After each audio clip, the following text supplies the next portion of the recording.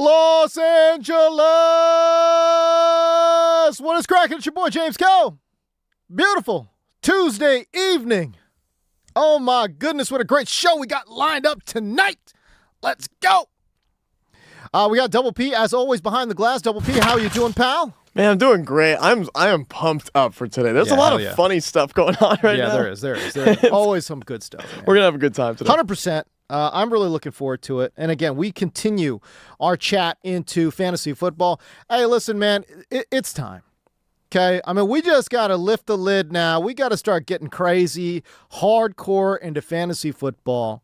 Today, I will unleash and unveil the Sleeper Kings top 5 plus 1, top 5 fantasy football running back handcuffs. Ooh. This is, again, a very popular strategy, man, where, again, man, you want to get some of the best handcuffs out there for some running backs, and we'll talk about that there. Okay. Good question for you, though. Yeah, hit me. Hit the what do we call them? Just the regulars out there. Mm-hmm. With the casuals? Yeah, the casuals. Okay. For what is a handcuff? Oh, what is that? Hey, listen, if you have a starting running back, you want to take what is known as the handcuff, right? You want to take that guy, the running back behind the running back. You want to take that second string running. Who is that guy? Sometimes handcuffs mean nothing. Sometimes they mean everything. Sometimes a handcuff can be a league-altering move, man. Sometimes a handcuff can be somebody that you keep on your bench and does absolutely nothing all year long. I'm looking at you, Blake Corum. I kept waiting for Blake Corum. I love Blake Corum.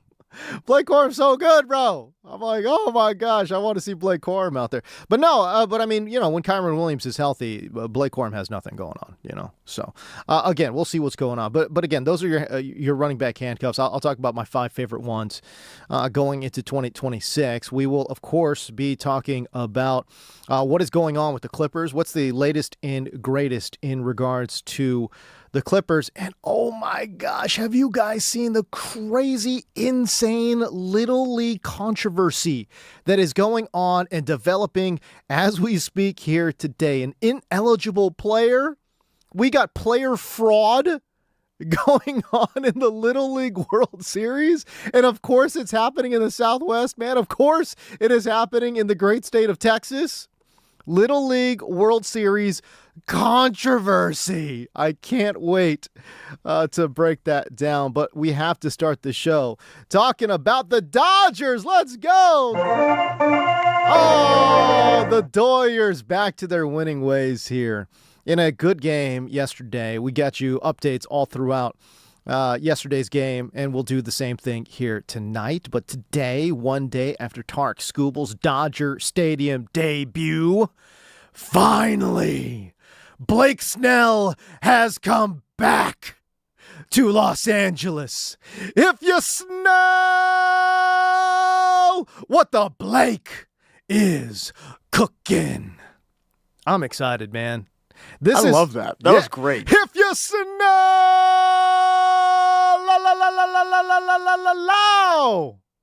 what the Blake is cooking.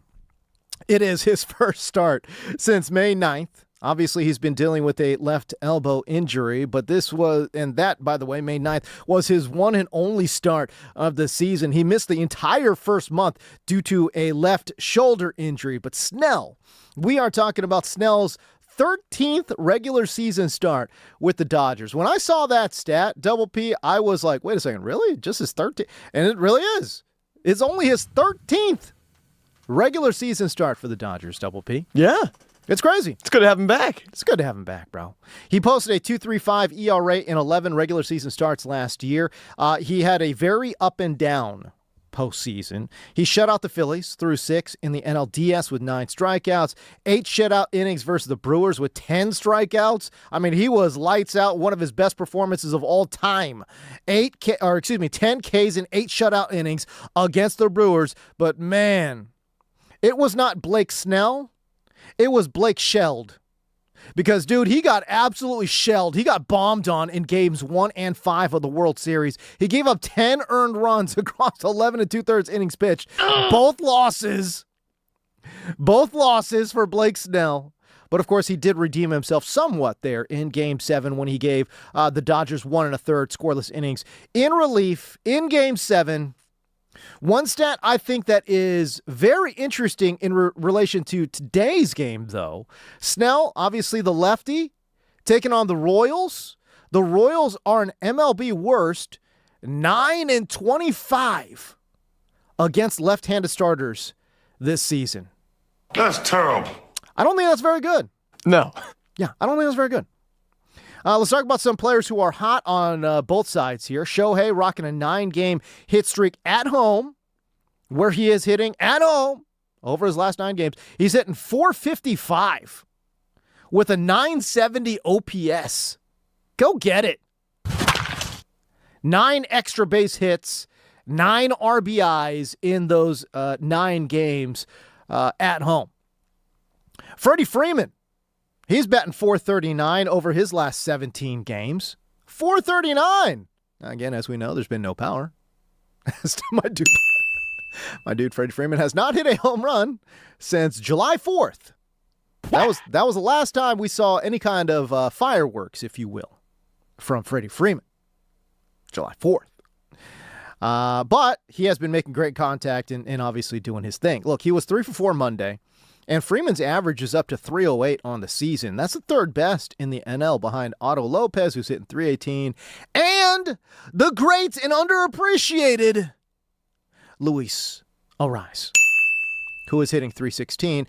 As my producer, Double P, had mentioned, Arraez in Philadelphia has not been swinging the bat very well, but overall .316 is pretty good. It's pretty good. Yeah, we mentioned before a slumping 316 average. That's a down year for him. It's down to 316. Wasn't that long ago where he hit over 350 for the Marlins. What? In today's day and age, hitting 354? Oh my goodness gracious. That was not too long ago. I think that was in the 2023 season for the Marlins. So again, he has a slumping 316. Go figure. Freddie Freeman, though, is pretty hot. On the other side, Michael Wacha, at 34 years old, is playing some of the best baseball right now, some of his best baseball right now. Before the break, he had a pretty strong season, but, it wasn't the best, but it was pretty strong. 19 starts. He had a .377 ERA and a .713 OPS against. But since the break, he has absolutely turned it up. 4 starts, a .182 ERA, and a .597 OPS against. He is dealing right now. 34 years old.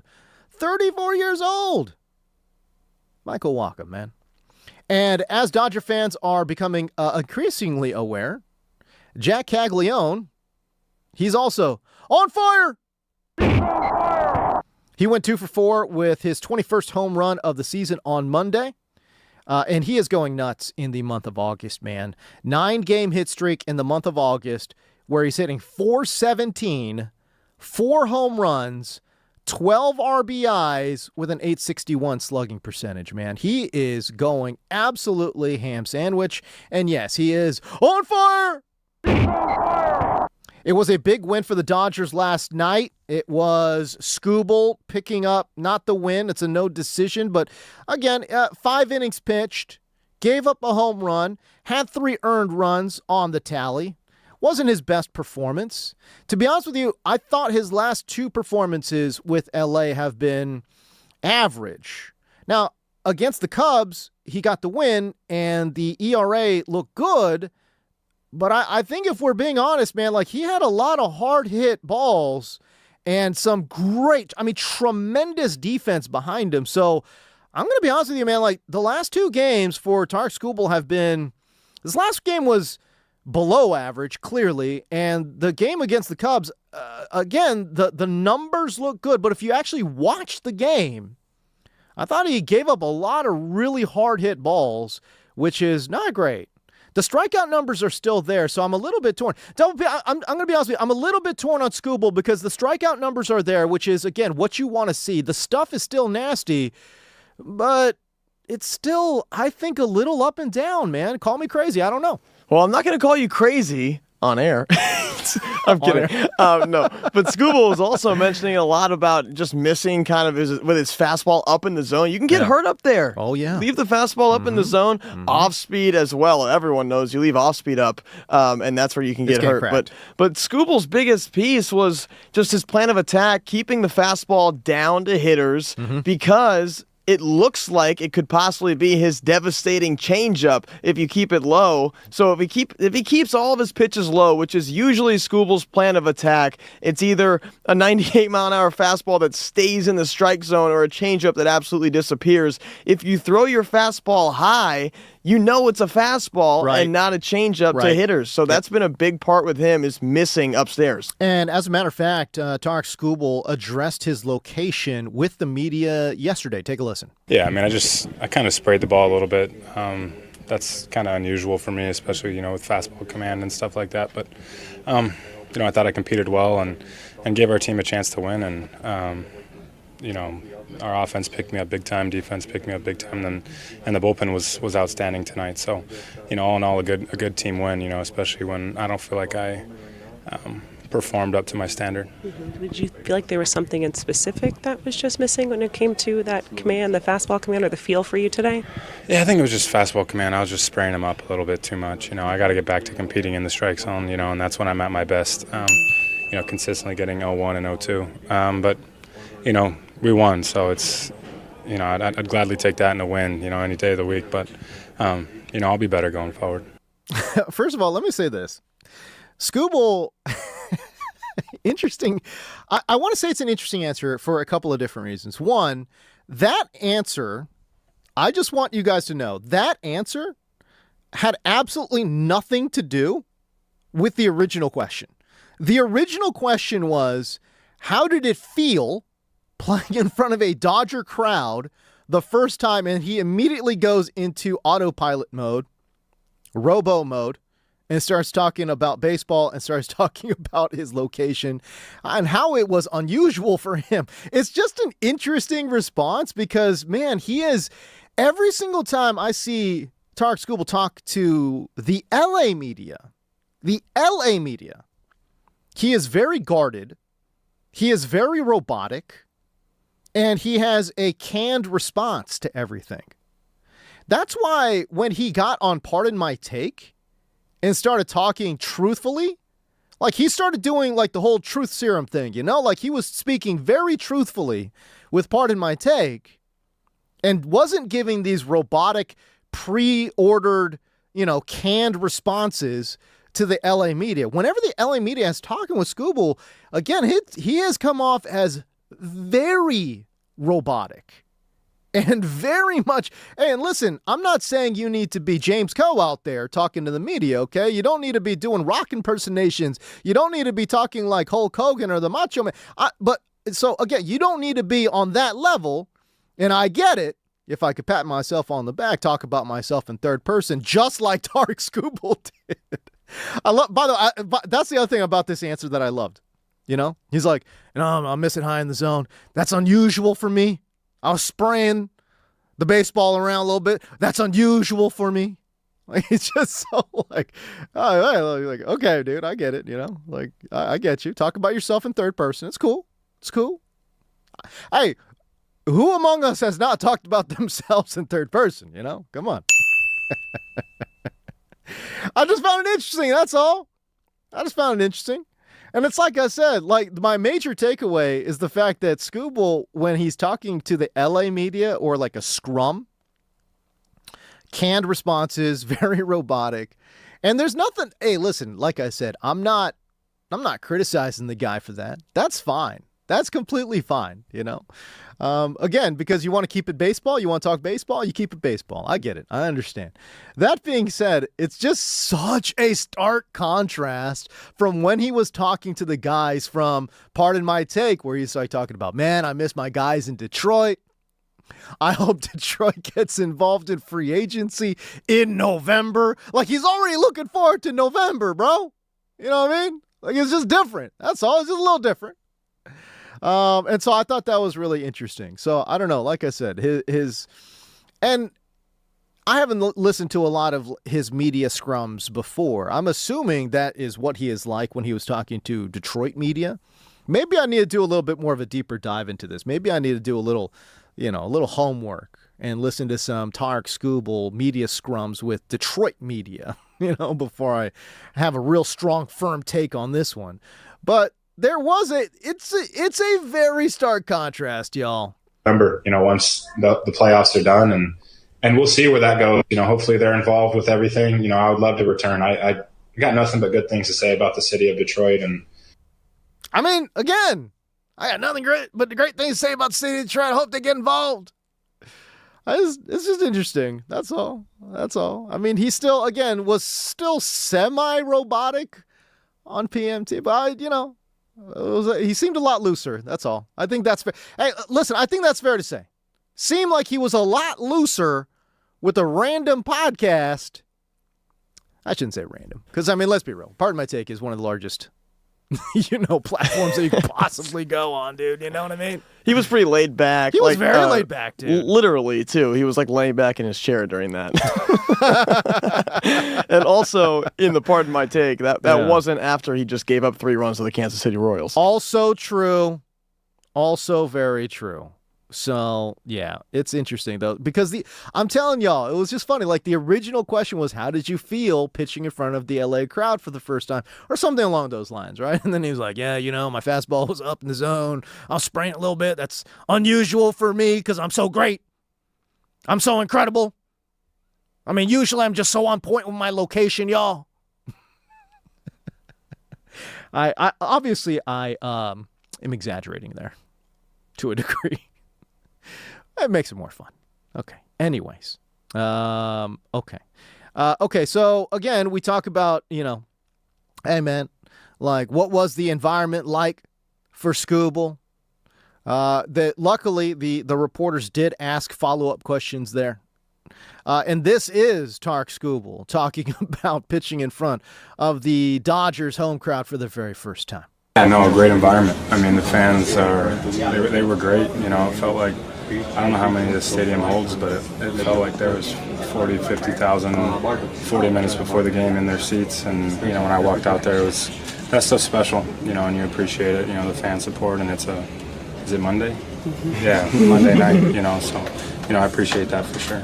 Yeah, look, it was a situation where, it seemed like he got a little looser as, the reporter started to kind of sort of ask him follow-up questions and stuff like that. But, yeah, man, like I said, it was funny, though.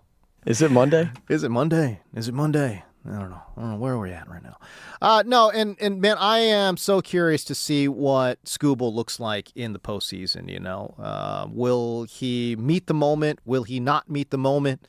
I think these are going to be big question marks, and obviously he feels very much like a hired gun right now. I know Bill Reiter has called him a mercenary, and I think that is a relatively fair assessment of where we're at with Tarek Skubal right this second. Obviously, that can change. But, I think where we're at right now, I think that is a pretty fair assessment of Skubal. So, I don't know, man. We'll see. It's going to be all about the postseason. The regular season kind of sort of for Skubal kind of sort of doesn't matter. Although, it would be nice if Skubal performed at an elite level, the level that we are expecting from him too. Oh, by the way, the other interesting thing about the soundbite that we had played originally, the first one, was that he was like, "Hey man," and again, this is how you know he was in full robot mode. He's like, "Yeah, it wasn't my best performance, but the hitting picked me up, the fielding picked me up, the bullpen was terrible." What? What do you mean? The bullpen most certainly did not pick you up. Bullpen was straight up dukes. What you mean? It was a good 8th inning from Tanner Scott and a semi-decent 9th inning for Edwin Diaz and Timmy Trumpet. It was semi-decent. Look, I know the box score says it was clean, a 1-2-3 9th with a strikeout, and you're like, yeah, man, that's good. Dude, if you watch that ninth inning, there is a 0% chance you thought it was clean. 0%. Like, yeah, he got the strikeout, but dude, that ball, you talk about spraying the ball? Holy hell. Control was all over the place. It was, dude, the ball, the location was all, these were not like nice, tight, 98-mile-per-hour fastballs nipping at the corners. They were everywhere. They were absolutely everywhere. And an incredibly hard-hit ball that went, 375 feet? Dang near 400 feet. I mean, I'm telling you, bro, this music came on, and everyone's like, yeah, I don't know, man. I don't know about this music, bro. Narcos starts pumping. You're like, all right, I don't know. Listen, I said that Narcos was a top 3 closer entrance. Timmy Trumpet, top 3 closer entrance of all time. Yeah. That's it. That's what I'm talking about. Narco, baby. Hell yeah. But then, then he starts giving up bombs. He's got three blown saves on the season. Came into yesterday's ball game with like a 10-8 ERA. That's not good. No, man. Hey, listen, it was statistically a clean ninth, but dude, I do not buy the fact that it was a clean ninth. His location was everywhere. He gave up one a ridiculously hard hit ball. If that ball gets into the gap, that's an easy double, man. He just happened to hit it to an outfielder. That's all. But that ball was smacked. So, no, I don't think it was as clean as the box score would indicate. That being said, it felt like a lot of pressure had been alleviated. So, I don't know. We'll see. Look, I think he's still very much in recovery mode, is Edwin Diaz. I think that is fair to say. He missed a ton of baseball with injuries to his throwing elbow. And I think he's still finding himself. So I want to give him the grace to say, okay, we give him a couple of weeks here, and then he will be back in the groove. And maybe yesterday's performance is a step it certainly was a step in the right direction. But also, as Double P had pointed out, it was the bottom of the lineup, man. It was the 7, 8, 9 guys. What does that look? Thank goodness it was not Caglione. Holy hell. So we'll see. I think the jury's still out, but it's certainly a step in the right direction. Let's just put it that way. I'm going to call a spade, man. I'm going to keep it 100, man. Like, I know other people are going to say, hey, listen, it was clean inning. What more do you want? And that's definitely true. What more do you want? Hey, listen, he could have messy nights as long as it's statistically clean, picking up saves. No complaints from your boy over here. But I'm just saying, when you watch the actual game, though, was not as clean as the box score would indicate. That's all I'm saying, man. All right. What's up, Del P? What you got? Well, I was just going to say, yeah, like when you're pitching, you see Michael Massey standing there at the plate. You're doing okay. And then you look over to the on-deck circle, and you don't see Bobby Witt. You see Isaac Collins. And then in the hole, you see Kyle Isbell. So yeah. He did homer last night, though, Kyle Isbell. 2-run shot off of Jack Dreyer, though. Yeah, so, that was wow. Jack Dreyer. That was Jack Dreyer. Jack Dreyer came in and immediately just threw up all over his own shoes. That was not good. No, man. But listen, but again, we call it for what it is. Like I said, I thought it was an okay performance from Edwin Diaz. The line looked really clean.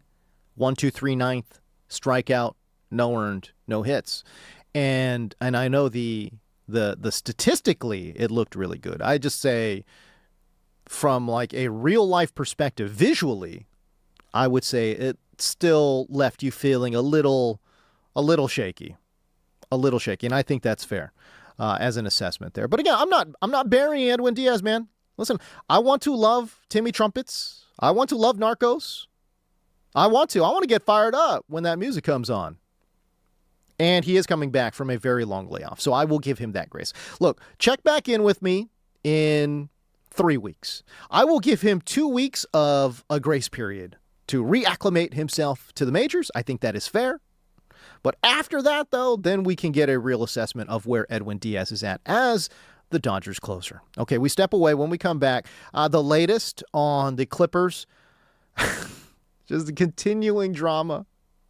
Continuing drama with the Clippers. It never stops. And it doesn't sound like it's going to stop in the near future. All right, Clippers update. On the backside of this break, you're listening to the James Coe Show on the new 97.1 The Fan, the voice of LA sports. If you smell what the Rock is cooking.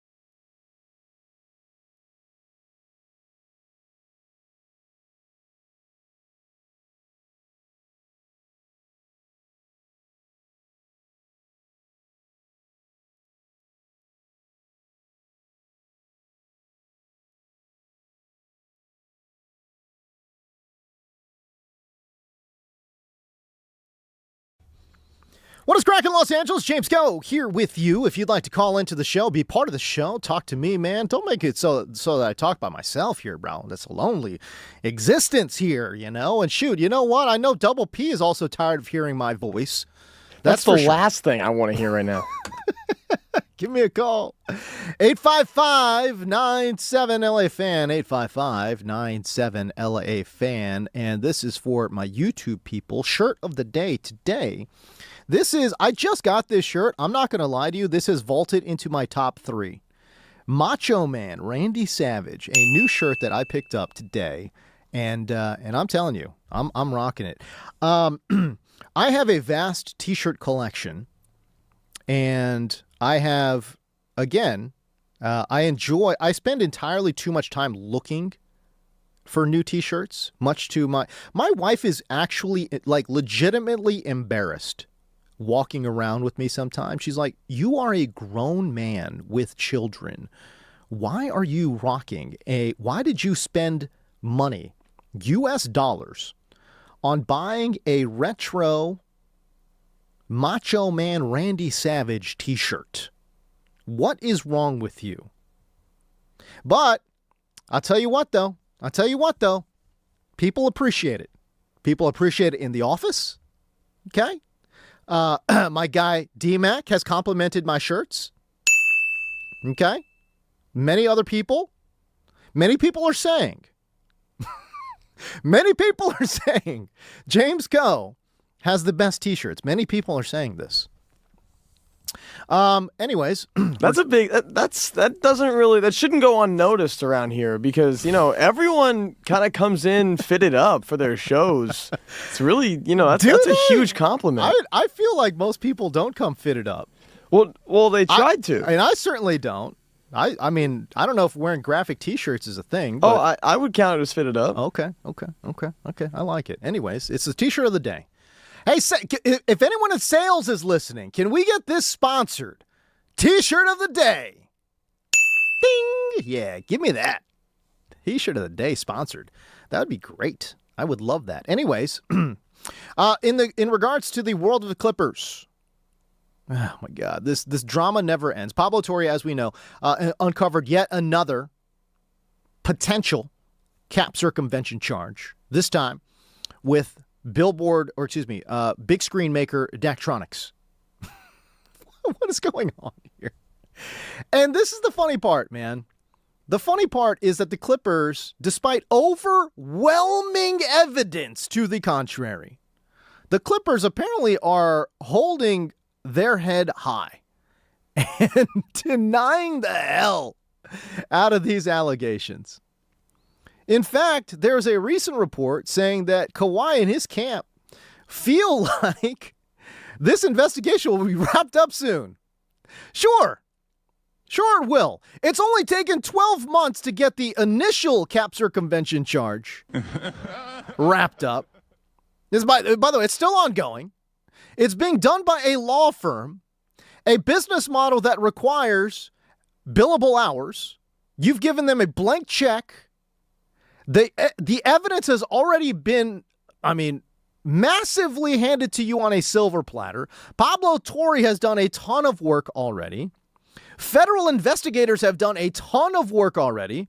Sure, law firm. I'm sure this law firm that has dragged this investigation out for a year, and again, it's financially motivated to drag it out even more. I am sure, guys, I'm positive that this law firm will wrap up the second cap circumvention charge ASAP. I'm positive of it, y'all. I am absolutely positive of it. The first investigation only had all of the evidence laid out for you on a silver platter. And even then, it took you 12 months. It's still ongoing. My God. Now there's another one, Daktronics, where there's far less information, far less evidence, just given to you on a silver platter. I'm sure they will. Dude, they're going to be investigating this until 2030, bro. What are we talking about? Kawhi is going to retire and play in China before this dang investigation wraps up, dude. This is insane. Absolutely insane. But yet, I suppose there is some positive momentum for this investigation to get wrapped up. This was Brian Windhorst from ESPN talking about how, again, the Clippers are holding their head up high and they are denying the crap out of the allegations. There's certain people who want the book thrown at the Clippers. They want the Clippers to be held accountable on all this. Let me just say, the Clippers' full-throated denials, both publicly and privately, have been so strong. And I'm talking about on a personal level, like with the highest levels of the Clippers to my face. I looked these people in their eye, and Ballmer denied it like in letters to judges. Like it was a extraordinarily fierce denial on this. Again. On this aspiration stuff. Again, there is there is overwhelming evidence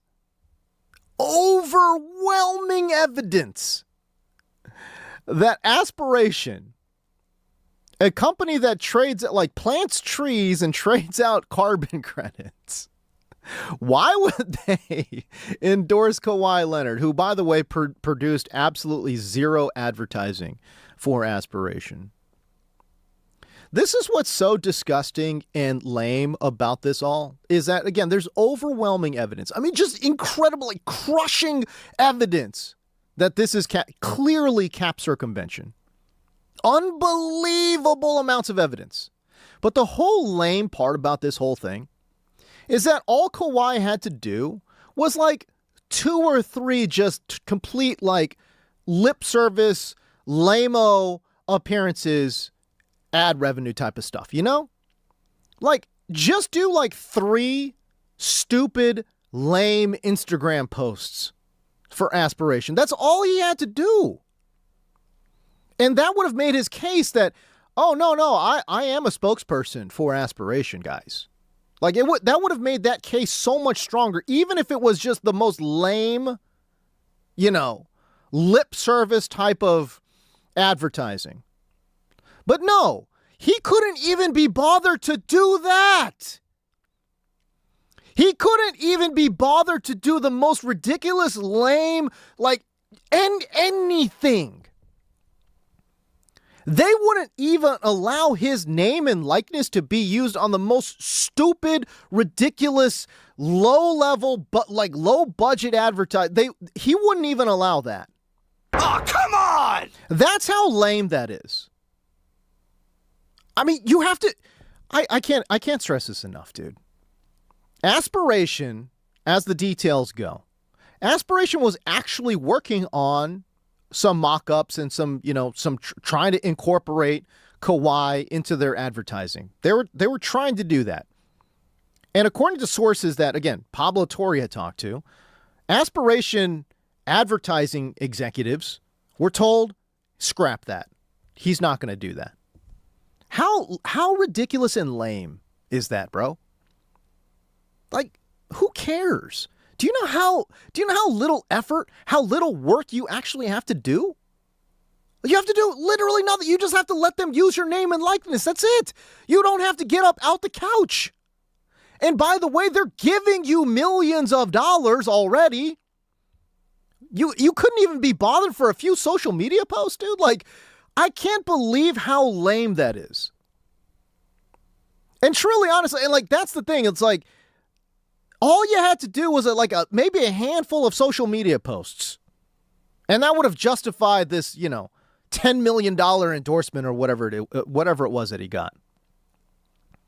That's how low budget, low level it was. And even then he couldn't be bothered for it, man. That is how lame this whole Aspiration thing is. He wanted to be so corrupt. He wanted to be so out of pocket. He wanted to be so just you couldn't even be bothered for a handful of social media posts, dude. That is so bad. Golly, man. They're cutting you a $10 million check. You couldn't even put in the bare minimum of just letting them use your name and likeness. By the way, that is what's not being talked about enough. It's it would have been so easy. By the way, Daktronics, this new one, again, would have been so easy. Just, here's Kawhi Leonard. Oh, yeah, I love Daktronics. Done.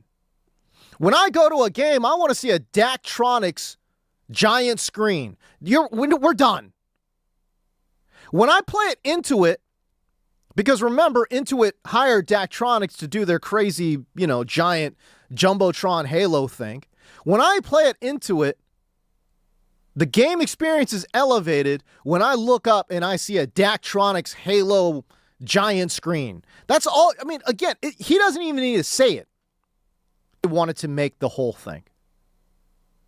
It requires no effort whatsoever to do that. You go to Intuit in your Clippers uniform, you take one dang photo in front of a Daktronics Jumbotron, and you're done. Nope, could not even be bothered for that. Unreal. Unbelievable. I want to love Kawhi, man. I do. I want to root for the Clippers. I do. They're supposed to be the lovable underdog, man. Like, I want to root for them. I do. I truly, honestly do. I want to root for Kawhi, who, in my opinion, is one of the best two-way players to ever play in the NBA. Man, if he was not so worried about load management, played more games, this guy's going down potentially as a top 10 player of all time. That's how good he is when he is on his P's and Q's. From a basketball perspective, that is how good Kawhi Leonard can be. But now we've got all this extra junk. And it's an embarrassment. It's ridiculous. Come on, man. We, the fans, are asking for literally nothing.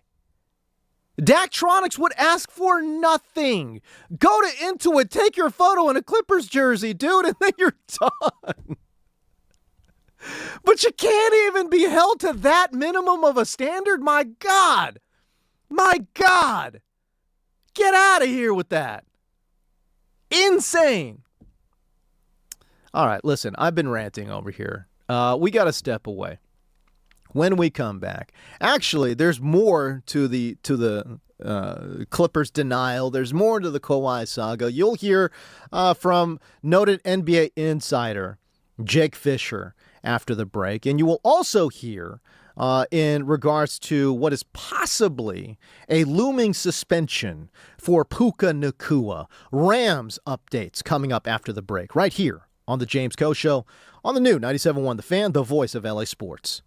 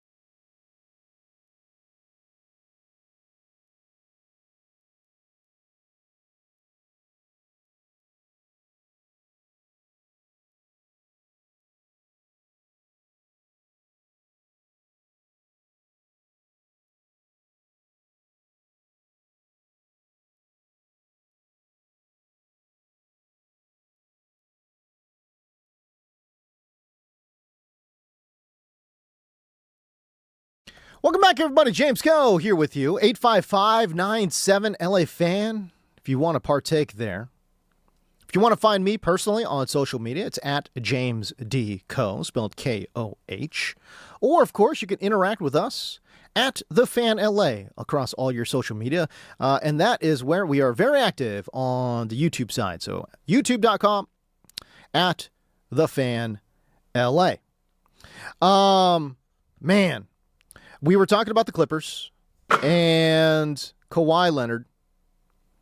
No one has talked about enough how ridiculous this whole thing is. This would be a complete non-issue, a complete non-story if Kawhi and his management team, Uncle Dennis and all them, simply just did the advertising. Like, it would have been one of those, okay, this is obviously cap circumvention, but who cares because we can't prove it? But because he refused to actually do any advertising, I mean, the lowest level of just it's an absolute nothing burger to advertise. Just take your photo a couple of times here and there. You hire a photographer, you get in there, you take some like dramatic, lighting shots, and you're done. It takes 30 minutes of work. You get paid millions of dollars, bro. What are we doing? But that's how much Uncle Dennis and Kawhi's team wanted to cheat the system. It wasn't about, this is what really just annoys the crap out of me about this whole thing. For Uncle Dennis and Kawhi's team, this was not about, it's not just about the money, because obviously they wanted more money, and that's fine. Everyone wants more money. I get it. And, Uncle Dennis may be looking out for himself because he gets a cut, looking out for his nephew in Kawhi Leonard. Okay, cool. The agents obviously are going to be on board. Everyone gets more money. Okay, I get it. But it's not just about the money. Clearly, it was also about cheating the system. And they got something. I mean, they literally got their rocks off on cheating the system. Again, there was that report about Uncle Dennis going to the Lakers and saying, hey, we want partial ownership of the team, and we want this, and we want that. And Jeannie Buss is like, bro, what in the world are you high? All of that stuff is illegal via the CBA. You can't do that. You can't do any of that. How much did she report to the NBA league office, and how much did the league office basically turn a blind eye to a billionaire owner in Steve Ballmer? Because, by the way, that relationship and that interplay between the league and one of the richest, most powerful men in the world in Steve Ballmer, that makes a difference. And, oh, by the way, how much of a difference does it make? Well, according to NBA insider Jake Fisher, it matters a lot. Why? Because, again, a lot of owners, as a matter of fact, the Clippers' last owner, Donald Sterling, they were moving to get him out of there. And even then, listen, you can go and try to figure this thing out within the parameters of the NBA and the league office. But Steve Ballmer has the pockets and has the cachet and has the power, because Donald Sterling was rich, but he wasn't powerful, if that makes sense. He was rich. He wasn't liked in the league.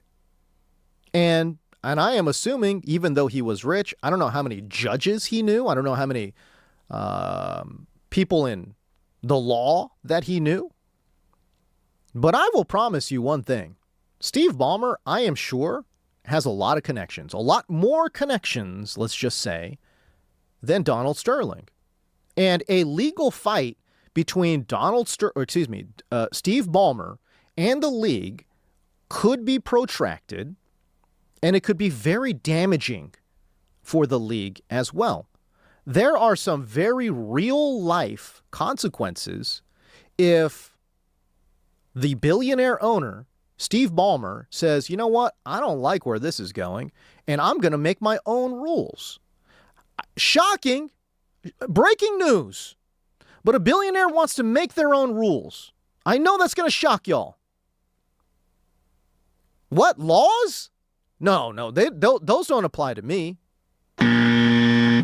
I mean, literal legal laws they feel like don't apply to them, right? Let alone these fake made-up laws of the NBA league office. You really honestly think that Steve Ballmer is going to sit there and just take it? That is wide speculation, and there's actually reporting on this, that the league is, again, weighing those options very heavily because they know billionaire Steve Ballmer could be thinking, yeah, dude, if you try to touch me or my organization in any way, shape, or form, I promise you I'm coming down with the hammer of Thor. I am coming down with the hammer of a billionaire with, again, deep pockets, and I will fight this tooth and nail because, listen, Steve Ballmer is so rich. He is so rich and so wealthy and so powerful. He can legitimately, financially take on the league. And as a matter of fact, again, according to NBA insider Jake Fisher, this is playing a role. In training camp is if the league does come with a major hammer on the Clippers, Los Angeles has been absolutely adamant that the Clippers are innocent of any wrongdoing here and that any appearance of salary cap circumvention is merely just that. And so I have been given every indication that if the Clippers do get some type of major punishment, that Los Angeles is going to go to arbitration with the NBA in that event. They are prepared to defend their honor and they want to get justice and blah, blah, blah. So would the league in that instance, would they be willing to separate the Clippers' punishment and Kawhi's outcome from ratifying that trade and moving that forward? That would be a keen distinction there. How much you want to bet that the league will ratify the trade to Toronto and then punish Kawhi Leonard separately of the Clippers? Make that trade work. You push that through. Kawhi gets suspended for the year. Clippers lose, I don't know, a draft pick. One draft pick. Something minimal, nominal. How much you want to bet they do that and then they, again, behind closed doors, make right with Toronto? Because obviously Toronto is the one truly, I don't want to say innocent, but yeah, innocent party in all of this that would then just get screwed. Right? But if the if the league office wants this to go away, and obviously they want this to go away, will they do right by Toronto behind closed doors? I don't know how they make them right, and I don't know how they make them whole, but somehow some shady backroom dealing. Again, how much you want to bet that's at least on the table? Some shady backroom dealing where Toronto has to eat the Kawhi Leonard contract and suspension, and then they make Toronto whole. And or they just void out Kawhi's contract and suspend him for a year. And basically his career in the NBA is done. Because he's an older player. I believe he's 36, going to his age 37 season. And if you void out his contract, he loses his bird rights. But see, that would harm the Clippers significantly. Because he's a tradable asset, and they were going to get assets back. They're trading, again, according to the reports, they were going to get a high-level player back and in Brandon Ingram and draft picks. So, again, that hurts the Clippers. Will the Clippers take that? I don't know. If you listen to Jake Fisher, doesn't sound like they will. Sounds like that it will go to arbitration. And if it goes to arbitration, this is a protracted battle here. I don't know. I don't know what the punishment will be. But again, as you've heard from the reporting, the league is trying to figure out what punishment the Clippers will accept without going to arbitration. I don't think people understand the trickle-down effect of that. If the Clippers are going to get away with it, what will other billionaire owners try to get away with? This will not stop with the Clippers. And I'm saying this because if that ends up happening, then what is the power of the league office at all? Except to enforce punishment on the players and the players only. Very interesting proposition. And really interesting down the road implications here as well. Okay, we step away. When we come back, it's more The James Koh Show on the new 97.1 The Fan, the voice of LA Sports.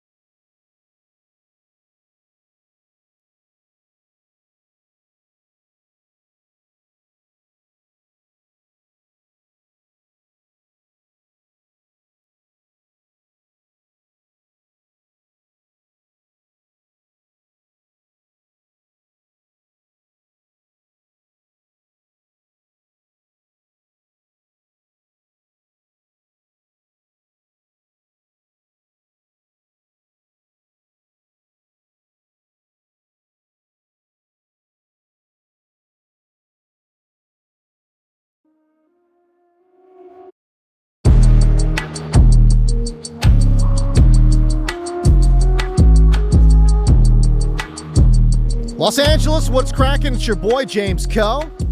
855-97-LA-FAN. 855-97-LA-FAN. The Rams had a joint practice with the Dallas Cowboys today. We're going to be hearing from Sports Illustrated NFL staff writer Gilberto Manzano a little bit later on in the show. But a big piece of news that came out in regards to the Rams concerns Puka Nacua and his potential availability. Here is Adam Schefter talking about Puka potentially missing at least a game to start the season. There are some things going on behind closed doors that we don't have full access to that are going to have a significant impact on this season, depending on how these conversations go. Cases that I believe are now being reviewed include that of the Rams wide receiver, Puka Nacua, who could potentially face discipline for some of the offseason headlines that accompanied him and some of those incidents last year with another woman, what did and didn't occur. We'll leave that to the NFL to figure out what did and didn't happen. But it's possible that when the Niners and Rams play in Australia, it's within the realm of options that Puka doesn't play in that game. That is wild. I would say that the probability of that happening is extraordinarily low, just because, and not because I'm saying I believe Puka or I don't believe Puka or whatever. It has nothing to do with it. For me, it's procedural, right? It's all procedural for me. One, Puka Nacua is currently facing a civil lawsuit right now. So it's civil litigation for, not criminal, civil litigation for Puka Nacua. And remember, he is currently being sued by a woman who says that she was bitten, like literally bitten. If you've seen the pictures, the photos, just bizarre. It is a very clear, like full-on mouth mark, bite mark on her back. I'm laughing, but it's just a weird story, bro. It is such a, like, can we all just agree that this is a weird story, dude? Like, of all the weird stories that you have seen, an NFL player biting a random woman on the back and leaving teeth marks, that's up there in terms of a weird story, dude. Hey, yo, what the That was exactly my response when I saw the photos of that picture, man. It was like, hey, yo, what? Hey, yo, what the It was bizarre. Bizarre. Doesn't cover it. Absolutely bizarre. And so, and oh, by the way, in that lawsuit too, the woman alleges that he was making anti-Semitic remarks, man. And this is following him going on a live stream and he says unknowingly making anti-Semitic, hand gestures as a potential touchdown celebration. I actually believe him there. I don't think he actually knew. I think he's just, hey, listen, he's a simple kid, I just don't think he knew. I think he was trying to be, I think he was just going along with what was happening on the stream. But, and, he got caught up in it. So, listen, hopefully, if I am Puka's PR team, if I'm Puka's agent, I'm like, dog, we are not being on live. You are never allowed to be on a live stream ever again. Like, ever. You can never, ever be on a live stream. Don't do it. It's not worth it. It is not worth it.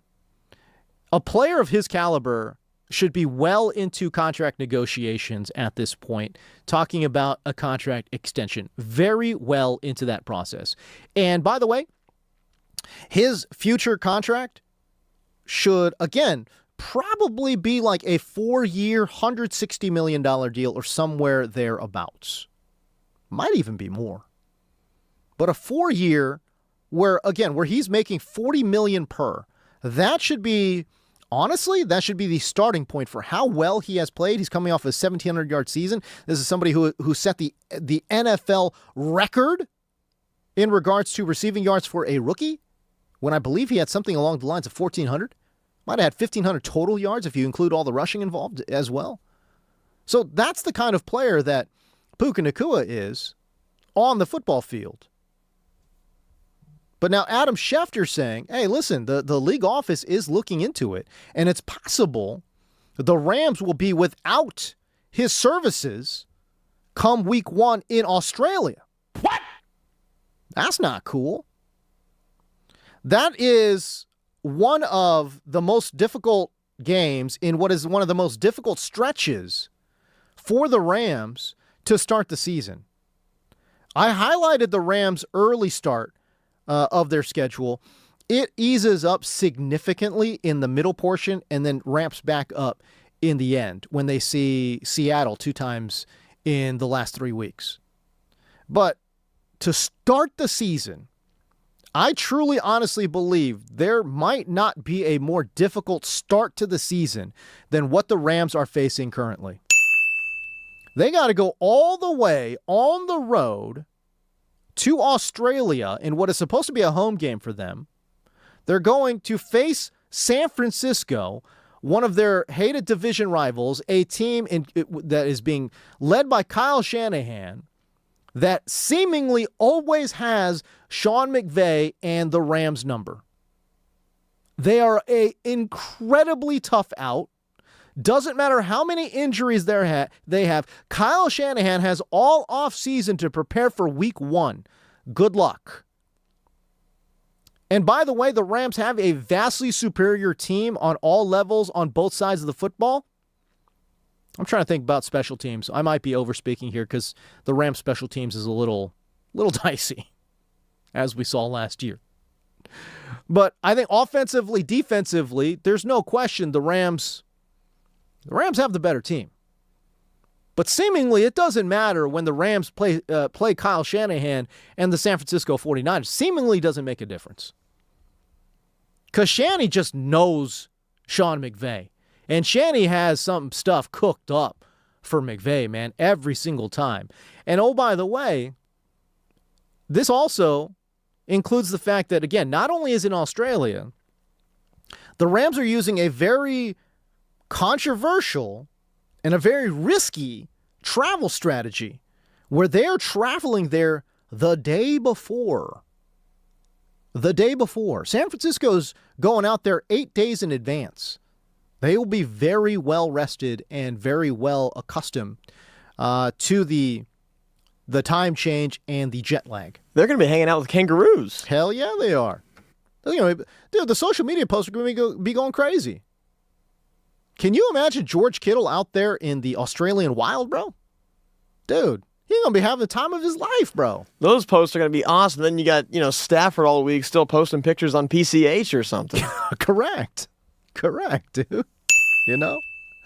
I'm just saying, man. It's a very controversial and a very risky travel strategy to get out there 1 day in advance. And if they lose, that travel strategy will be heavily criticized. This goes back to the conversation we had a couple weeks ago of how the Rams are sending some poor Rams employee to just fly there and fly back to get info. Like to get a data set, which, by the way, that's like high level. I love that. I love the fact that they're like, hey, man, we're going to send you out there. We need data, and you need to provide the data for us. Let's go. I mean, you are truly, if that was your assignment, you are truly low man on the totem pole. I feel bad for it's like your place, your standing in the Rams organization. If they tap you on the shoulder and say, hey, dog, listen, you need to jump on a flight. You're going to sit economy class, middle seat. You're going to fly to Australia. You're going to be there for a night and then fly back. Yeah, this isn't a call up to the majors. No. This is nothing close to that. This is no promotion. This is literally low man on the totem pole type of stuff. This is below, hey, Rook, go get me a cup of coffee and you better have my donuts. That is below that. I would much rather get the donuts than have to sit in economy middle seat 16 hours to Australia, bro. And, if you are one of those folks who do have to make that trip and you're listening right now, we severely apologize. Dude, I feel bad for you. And, dude, hey, look, if you're going there for a vacation, it's one thing, dude. You're going there for a science experiment, dog. It's a legit science experiment. You know how they're like, hey, this was not tested on animals? They're testing you. You're an animal to them. You are literally an animal to them. You are literally the animal they are testing on. That's you. It's probably some poor 23-year-old intern too, that was so excited to be working for the Rams. I'm so stoked, dudes. Like, you were in the group chat just being like, yo, I got a job with the Rams, man. This is sick. They tap you on the shoulder. They're like, hey, bud. Hey, pal. Love the work that you're doing, pal. But we need you to jump on this next flight 16 straight hours. You're sitting economy. And we're putting you in the back row next to the bathroom. The seat does not recline, by the way. 16 hours, middle seat. It's the cheapest flight. It was the cheapest flight we could find. That's where you're sitting for 16 straight hours. Log your journey. Tell us how you feel. There's probably some other things involved, like, hey, here's some random thing. Like, the sad thing is you probably have to take a blood test too. So go ahead, stab yourself a couple of times. We gotta make sure that the oxygen levels are correct. You are literally the guinea pig that we are conducting experiments on. And you're gonna stay there one night and then just fly back. I did think there was a name for this because when I was learning science experiments in school. Yeah, it's called the dependent variable. So the dependent variable. Hey, buddy, you've been so good to us in the organization. Why don't you go be our dependent variable for a little bit? Have you ever heard of a dependent variable, man? No, I have not. I have not, but that makes it sound so much nicer than what it actually is. Yeah, that's better. Which is you are literally the guinea pig, the testing animal. You are the testing animal, sir. Oh, what do you do for the Rams? Oh, I'm their DP. What's that, bro? I am their dependent variable. What does that mean? Their DP. Hey, listen, bro. It's it's beyond what you can even understand. Okay, it's like some high-level analytical front office stuff. You wouldn't get it. You wouldn't understand. You really would not understand. Meanwhile, you're sitting next to the bathroom of a 16-hour flight, and your chair does not recline. Good luck. But Schefter, alluding to the fact that Puka may be suspended, I don't think that's going to happen because, again, the civil case is still going on, and again, it's a procedural thing for me. Where look, if the lawsuit is still pending and ongoing, then the league has basically shown that they won't really suspend you. So I doubt that happens. I mean, you think about like Rashee Rice, guys. I mean, people were legitimately hurt where he's going 115 miles per hour or whatever it is, right? And they still didn't suspend him that given year. Because why? Because there was a trial pending. Now, the point that you can make, and I think that this is a fair point, that's a criminal trial, this is a civil trial, and so, whatever. But the fact of the matter remains, there is a trial or at least a civil lawsuit going on. The lawsuit is still active. I think the lawsuit has to be dropped before Puka will be suspended, and I do believe that he will be suspended. How many games, I don't know. But I don't think that suspension is coming this year. I do believe that it will happen next year. So there is that.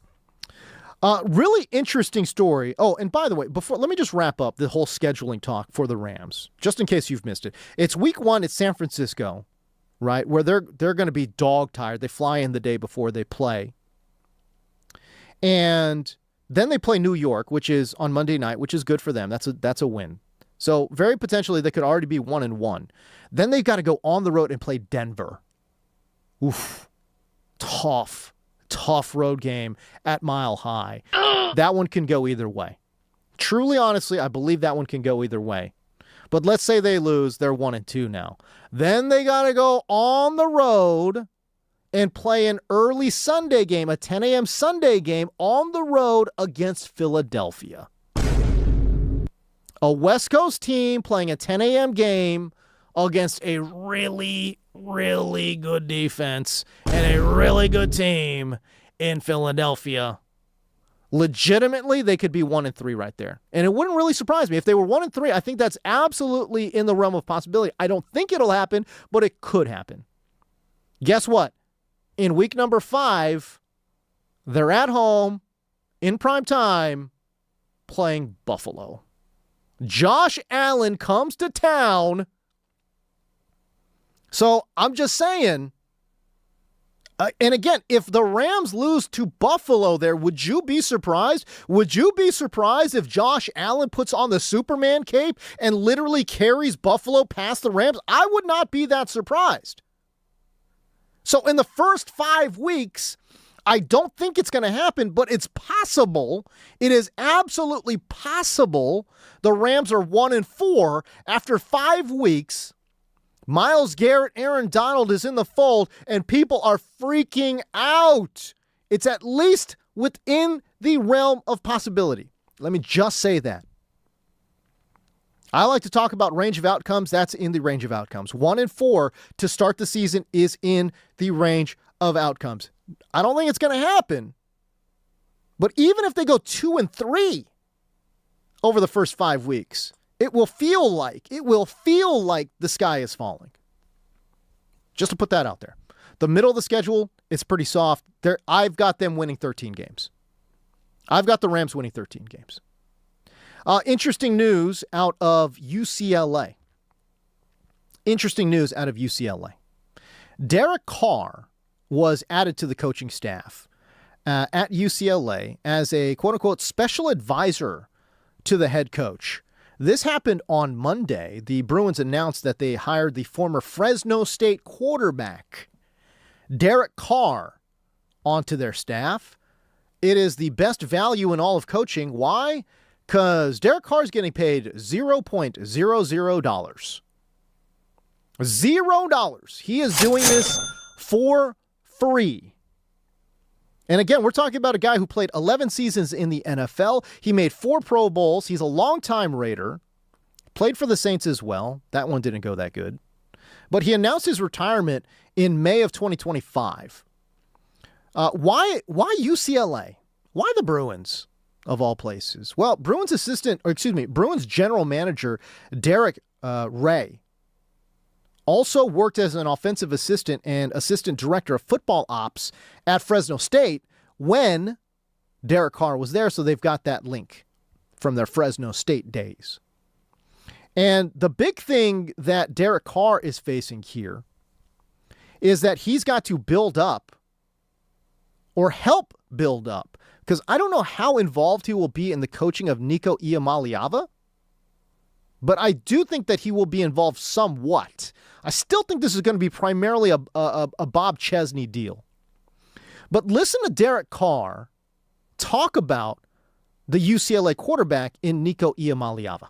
But Nico, man, this guy, whoever gets their hands on him at the next level. Yeah.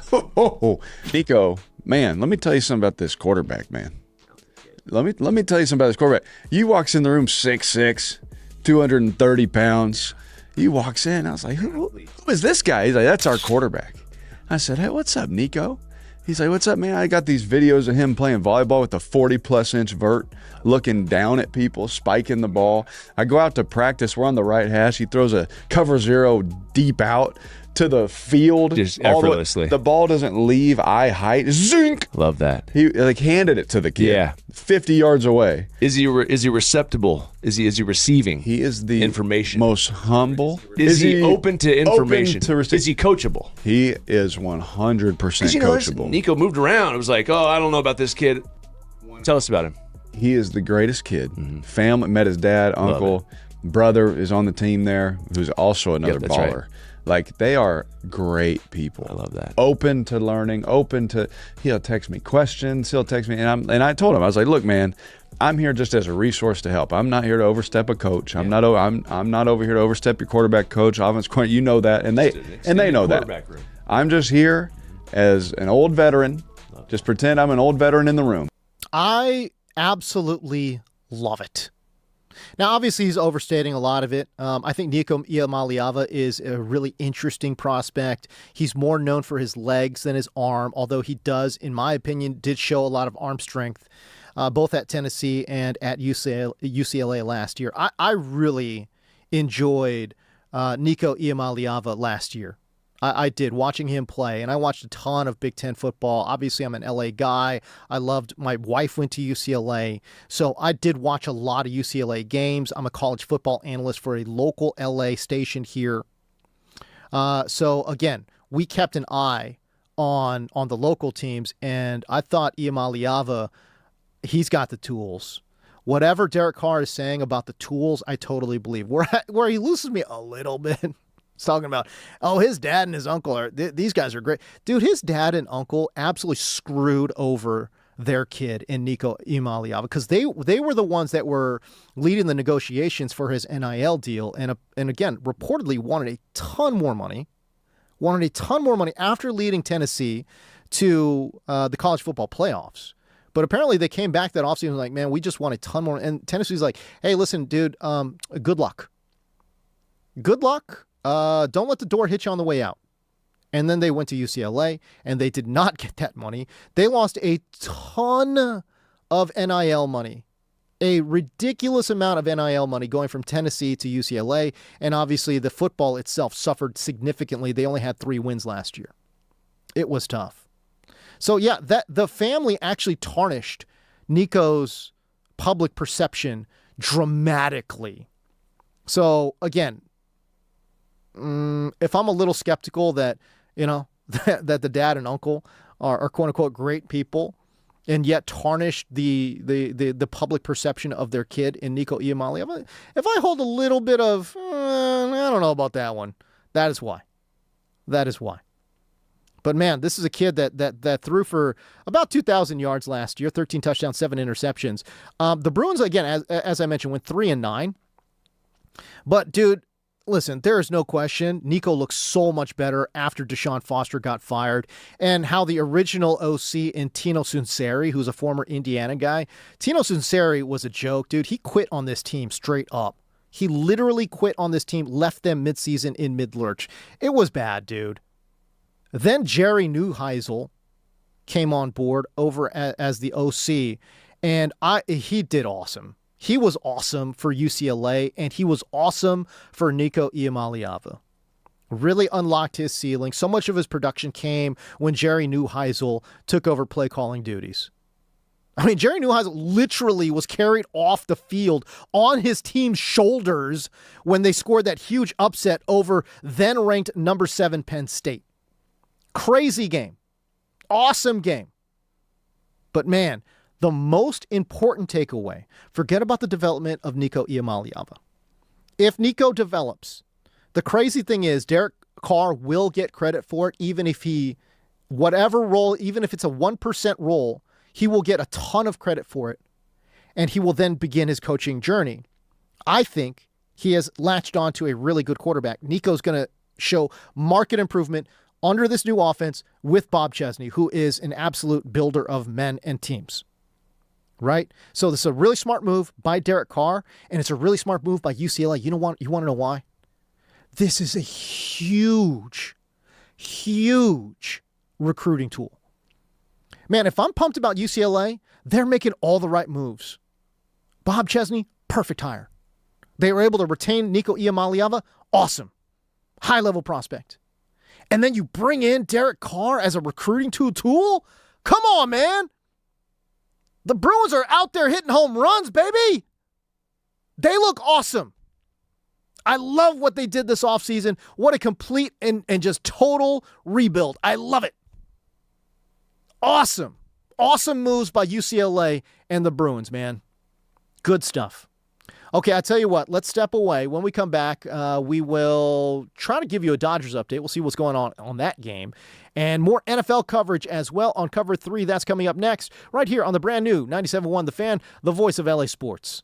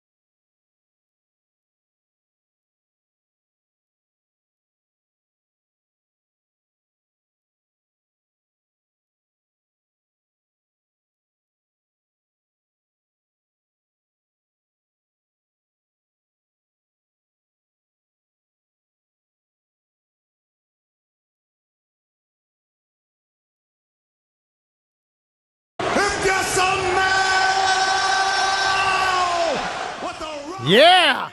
If you know! Man, Blake's dealing right now. Blake is dealing. It is time now for a Dodgers update. Let's go. Baseball. And a good look right now because Mookie Betts, is he emerging? This was around the time that he was emerging last year. Betts with a home run. What? In the bottom of the second to make it 1-0. And Blake Snell right now is cooking. I smell what the Blake is cooking. 2 innings pitched, no hits, no walks, 4 strikeouts. Good night. He's going nuts. So we'll see if he can keep it up. But right now it's looking really, really good. Yeah! Blake Snell. I smell what you're cooking. That's pretty good, man. That is pretty good. Again, it is 1-0 Dodgers in the bottom of the second. And Mookie Betts, a home run to make it 1-0. Okay, so there you go. We will give you these Dodger updates as they become available. We switch to football, and let us talk about the top stories in the NFL in Cover 3. Let's get the gleam, all right? Let's go with it. We're going to be here all day, baby. I like that kind of party. It's time for the Cover 3. All right, it's the top NFL headlines. We bring in Double P from behind the glass. Hit me. All right, let's start with the Minnesota Vikings, and that is congrats to Kyler Murray, because today he was named the Vikings starting quarterback, despite being paid, only $1 million next season in that veteran minimum contract, and you're giving JJ 4 years, 21, but Kyler Murray is now the starter in Minnesota. I don't think this was really a question as to what was going to happen. JJ McCarthy was truly, honestly, one of the worst quarterbacks statistically and visually that we have seen in a minute here. Honestly, I mean, this is the thing, man. Like, he looks so bad at times, and Kevin O'Connor had to alter and simplify the playbook to a degree that was just, it's untenable. You know? I mean, if you look at the numbers for J.J. McCarthy versus Zach Wilson, and Zach was, he was so bad, it was comical how bad he was, and J.J. McCarthy was basically right there with them, man. He was truly, honestly horrific. And I don't even know. I have no idea why they made that draft pick in the first place. It made absolutely no sense. But again, they tried their best. He missed his rookie season because of an injury. He tried to come back, and I think the lack of experience truly, honestly showed. And when you can sign a Pro Bowl level quarterback for nothing practically, he was going to be the leader in the clubhouse from the word go, and it doesn't really surprise me. I will offer this one dose of reality, though. I think overall, it's not a good fit between quarterback and system. Kevin O'Connell's system is going to require a lot of in-breaking routes, whether we're talking slants, digs, or posts. And especially in the intermediate area of the field, this is an area where quarterbacks that have done well in his system have attacked. And Kyler's just not that guy. Throughout his entirety of his career, does not do well throwing to the intermediate in-breakers. So how is he going to fit into KLC's offense? I'm still very curious. And because they don't allow you to film anything during practice, we haven't really seen a lot of footage. So once he gets out there in the preseason, that'll be our first real look in terms of quarterback and offensive fit. But again, color me skeptical. I don't think Kyler's going to be a great fit in this offense, but still probably better than one of the worst quarterbacks we have seen in recent memory in J.J. McCarthy. All right, we'll move on to Q-Dub. They got to call him that, right? Quinnen Williams. Okay. Do they? Got to call him Q-Dub. Quinnen Williams of the Cowboys, star defensive tackle, has agreed to 3 years, $105.9 million contract extension. This establishes him as one of NFL's highest paid interior defensive lineman. It's a good move. I think it's an interesting move, and not as. I just don't think it's as clean as you would think, given all the money that is being exchanged here.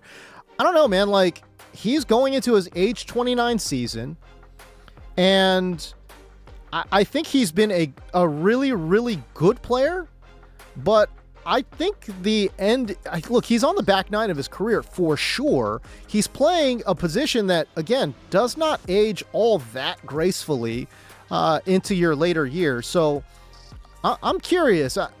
I was surprised by the money. I'm not going to lie to you. Look, Dallas has to make these deals, and they've got to make moves to shore up their defense, because their defense was truly, honestly, one of the worst in the NFL last year. So it's not like you can let this guy go. That being said, he was under contract, so why give him the extension at age 29? I don't know, man. This was, especially for a franchise, Double P, that is known to be as frugal as it gets. Like I said, I was very surprised by this move, but he's a good player, and so I get it, but the timing of it I thought was a little bit odd. Yeah, paying a guy that much money, and his name's not Dak Prescott. It's a very uncharacteristic there of Jerry. You know what I'm saying? Like, yeah. They have fought Dak Prescott tooth and nail on his contract. They've been fighting George Pickens tooth and nail on his contract. Same thing with CeeDee Lamb, and yet they reach a deal with Quinnen Williams to make him one of the highest paid DTs in football. How does that make sense? I'm just confused by it. Yeah, why does he get all the say? And yeah, let me give some money to Q-Dub. Yeah, very strange. All right, let's move on to the best team in the NFL next season. It's going to be the Miami Dolphins. Jeff Hafley, he's their new head coach. Fantasy listeners do need to listen up, though, because Jeff Hafley had some things to say about his star running back, Devon Achane. I just gave Achane a heads up this morning and told him he better be in good shape, because I told him there might be some games where I have to pick him up and carry him back into the locker room because he's going to be so tired. And I told him I don't ever want to see one of these head taps all year. And he looked me right in the eye and said, "You'll never get that head tap from me." I said, "Don't worry, buddy. After you touch the ball 40, 45 times, I might have to pick you up and I'll carry you back into the locker room." 40, 45 touches. Never going to happen. Never. This will be one of the most quoted. This will be a meme. This will absolutely be a meme. Never going to happen. I could see it, like, the start of it being he's going to touch the ball 40, 45 times, and then it cuts to him just getting crushed. Decimated. Decimated. Last year, in his third year in the NFL, he saw a career-high 305 touches on what was a really bad Miami team. This is also anticipated to be a pretty bad Miami team. We have no idea what we are going to get from Malik Willis. That being said, no one could possibly be worse than Tua Tagovailoa for Miami last year. It's a wide receiver room that is completely bereft of talent. Or any established stars. Malik Willis is an unknown factor in all of this. The only player that we know that is like certifiably good, an absolute stud, is running back Devon Achane, who, oh, by the way, is 5'9" and weighs 190 pounds. There is a literal 0% chance he sees 40 touches, let alone 45 touches in a single game. First of all, Miami's offense is so bad, Double P, or potentially so bad, that they might have 50 plays all game. You're telling me Achane's going to get 45 touches? Dog. If Achane gets 45 touches in a single game this year, I would be floored. I would be stunned. And that would also mean that Miami is probably getting blown out 60-3. Yeah. That's the only way. But, I mean, it's an offense that's probably going to have like 50 plays in a game. You're telling me Achane's going to get 45? Never going to happen. Now, never. My one question for you, though, because of course fantasy owners want their guy to touch the football. Okay, of course they want to see their guy with the football in his hands running. 40, 45 touches, yeah, that's ridiculous. But is there some sort of negative aspect to this? There kind of has to be, right? As far as him just maybe getting the ball too much, maybe he gets blown up. You're liable for more injuries. Maybe how many of these are going to be for positive yardage, by the way, as well? Yeah, well, first of all, how many will be for positive? I think they'll throw to him a lot just because he's so good out of the backfield. If, again, this is by the way, either average or a very below average offensive line. I'm leaning more towards below average offensive line here. I just don't see a 191-pound back surviving 40 touches in a single NFL. I mean, how many weeks of that could possibly go on? Look, this is what's funny. This is what's truly funny.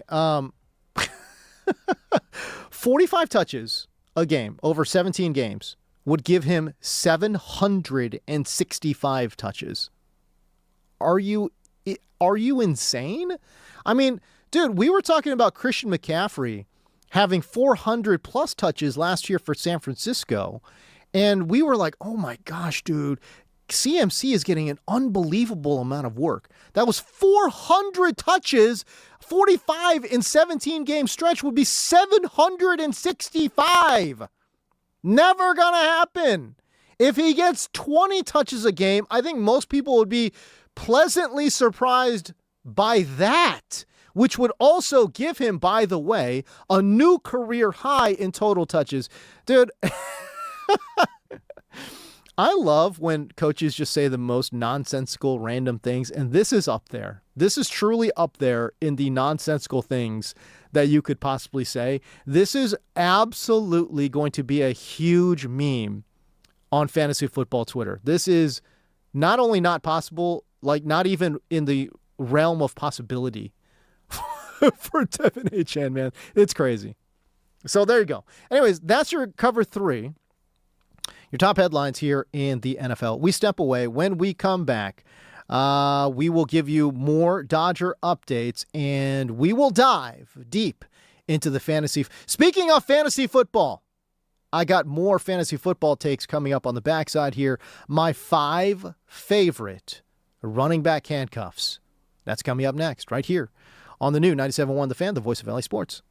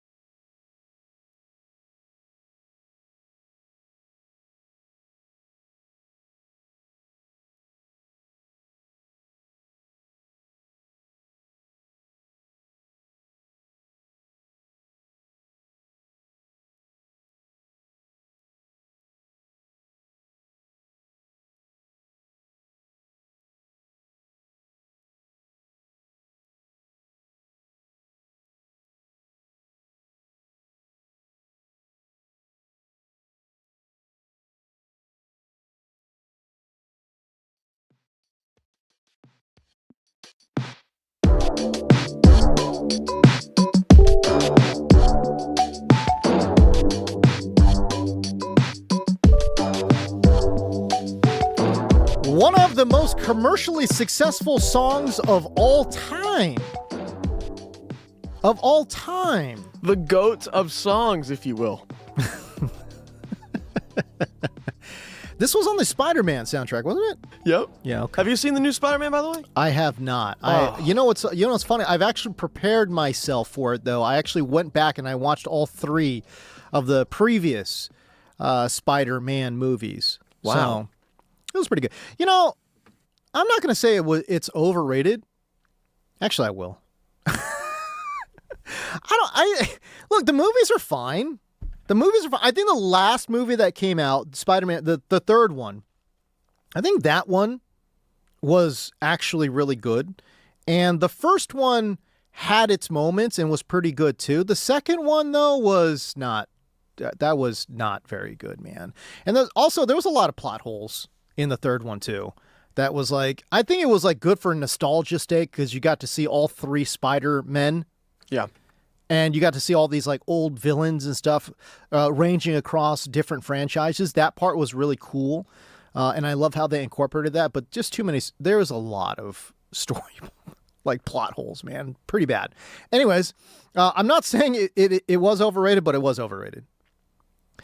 The acting performances of Tom Holland and Zendaya and stuff, like they did an incredible job. But yeah, the storylines themselves were kind of sort of, I don't know. So who's the best Spider-Man? I still think it's Tom Holland. Only because I think he's performed them the best. Okay. Tobey Maguire did a good job in the first one, and then the movies themselves went from pretty good to then just straight up bad. And then Andrew Garfield, I don't know why the Andrew Garfield ones got as much dirt thrown on its name as it did, but I thought those were pretty good too. I don't know, man. Like I liked the first one. I thought Andrew Garfield did a pretty darn good job in that reboot. I don't understand why that reboot came so quickly after it's not like the Tobey Maguire ones were like dead for 10 years or something. It was like 3 years later, we got a new reboot. Like, how is this a reboot? We just saw this. We literally just saw this. Doesn't even make sense. I don't get it. Okay. We're going to talk fantasy football here. But we also have a Dodgers update. Dodger baseball. An unfortunate update to give you because, man, I'm telling you, Blake Snell was rolling, was just going crazy. He had, in his first 3 innings, it was a perfect 3 innings. Perfect. No hits, no walks. And he had 6 strikeouts in those first 3 innings. And it is starting to come apart at the seams here. We'll see if Blake Snell can get out of this jam. He's got 2 outs, but he gave up 2 hits in this inning. Actually, matter of fact, he gave up 3 hits in this inning. And as a result, Kansas City has put 1 on the board. They've got a runner on first with 2 outs, but the score right now tied at 1 apiece. Okay, let's talk about fantasy football. And I'm not going to get to all 5 here right this segment, but we will at some point talk about my 5 favorite running back handcuffs. Hey, listen, you heard about what is going on there in Miami, what's going on with Devin Achane. I think Ollie Gordon there in Miami is on my honorable mentions list. He doesn't quite make the list. Why? Because Miami's offense is anticipated to be extraordinarily bad. And I really don't want the backup running back who, again, we don't even know who the backup is. I think it's going to be Ollie Gordon. Maybe it's not. It's not very clear, so I will go ahead and avoid the Miami backfield right now. But Ollie Gordon, to me, could be the guy in Miami that ends up being the backup to Devin Achane. So, I don't know. We'll see. Also, honorable mention to Jonathan Brooks in Carolina. I think he is somebody that could pop. Again, there is not a clear path to playing time. I think it will be a split backfield in Carolina. So, we'll see.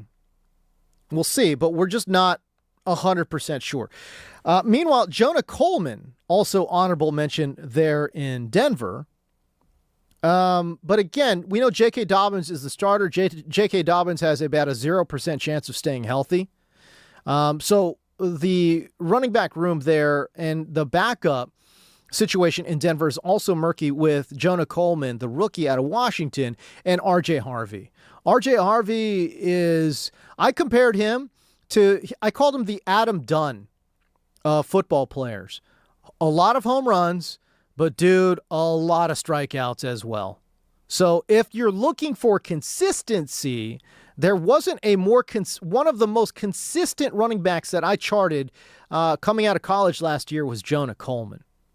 So we'll see. We'll see if Sean Payton, if J.K. Dobbins gets hurt, we'll see if Sean Payton leans more on a consistent contributor in Jonah Coleman, or does he want more big play ability from R.J. Harvey? I think he's going to lean towards consistency.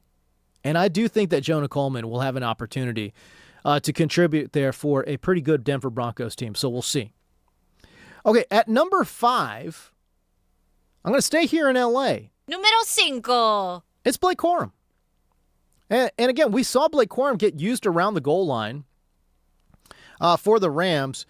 I do think, though, that no matter what, this will be 100% contingent on the availability and the health of the starter in front of him in Kyren Williams. Look, the bottom line is Kyren Williams gives you almost zero explosive ability, but man, he is like a clock. It just tick-tock down the field.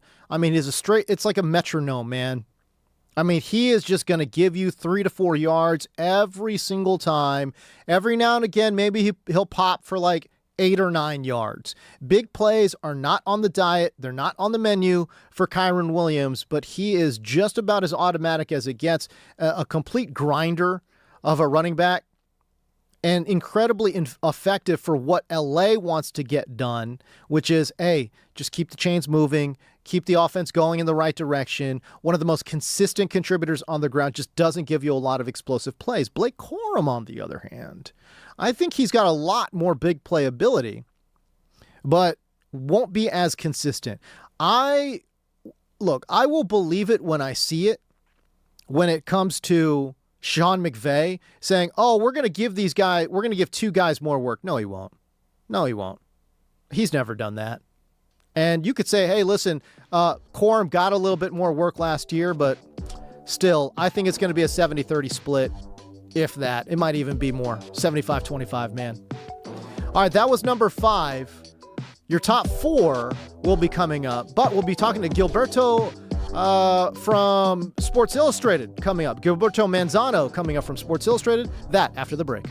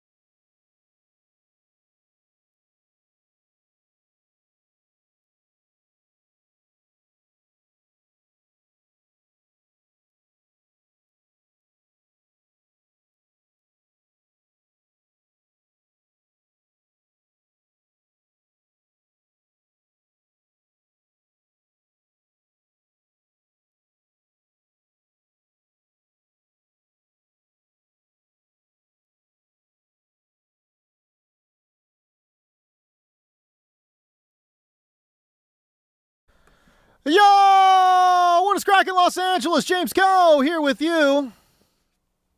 Man, so excited to keep the night rolling. I get so pumped up when I get to talk to some truly smart and great reporters out there. Our next guest on the James Coe Show is a first-generation Mexican-American. He is a great CSUN matador. He's a proud graduate of Cal State Northridge, and he is the NFL staff writer with Sports Illustrated. We are talking and welcoming for the very first time the great Gilberto Manzano. Gilberto, welcome to the show, pal. Hey, James, what an intro. I'm fired up, man. You got my whole bio out there. You need my age and my address. I love it, man. Hey, listen, I'll throw your social security number out there if you want, pal. No. What you say, that's fine. Don't worry. I'm excited to bring you on. You were at the Cowboys-Rams joint practice from earlier today. And there were a lot of headlines coming out of there, mostly in favor of the Cowboys. But what did you see? What did you observe from this joint practice? Yeah, James, being out there, I wasn't as active on social media. I wanted to, watch everything because at a joint practice, there's so much going on. You got one field with Stafford, against the Cowboys' first-team defense. And I also want to see, Stetson Bennett and Ty Simpson. But on the other field, you got Dak Prescott going against a new-look Rams defense. Yeah, no Myles Garrett, but you still got McDuffie out there. I want to see how, Josiah Stewart, a young player, could do. I just want to see how the new pieces against a very good offense. What did Dak Prescott say? Gotti, greatest offense that there is.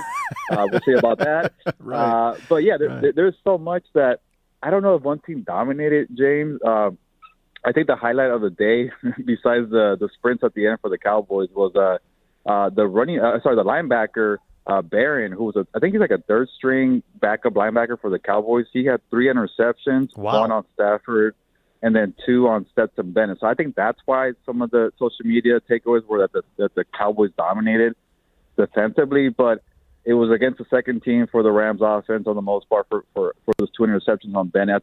I think Bennett needs to show more to be the backup, but the first team is fine with Stafford. I know Puka got dinged up a little bit. Devontae did well, but they're just loaded, James. I forgot that Terrence Ferguson is a tight end. Like, seeing him out there on the outside, he looks like a wide receiver. I think he's gonna have a breakout year. Wow.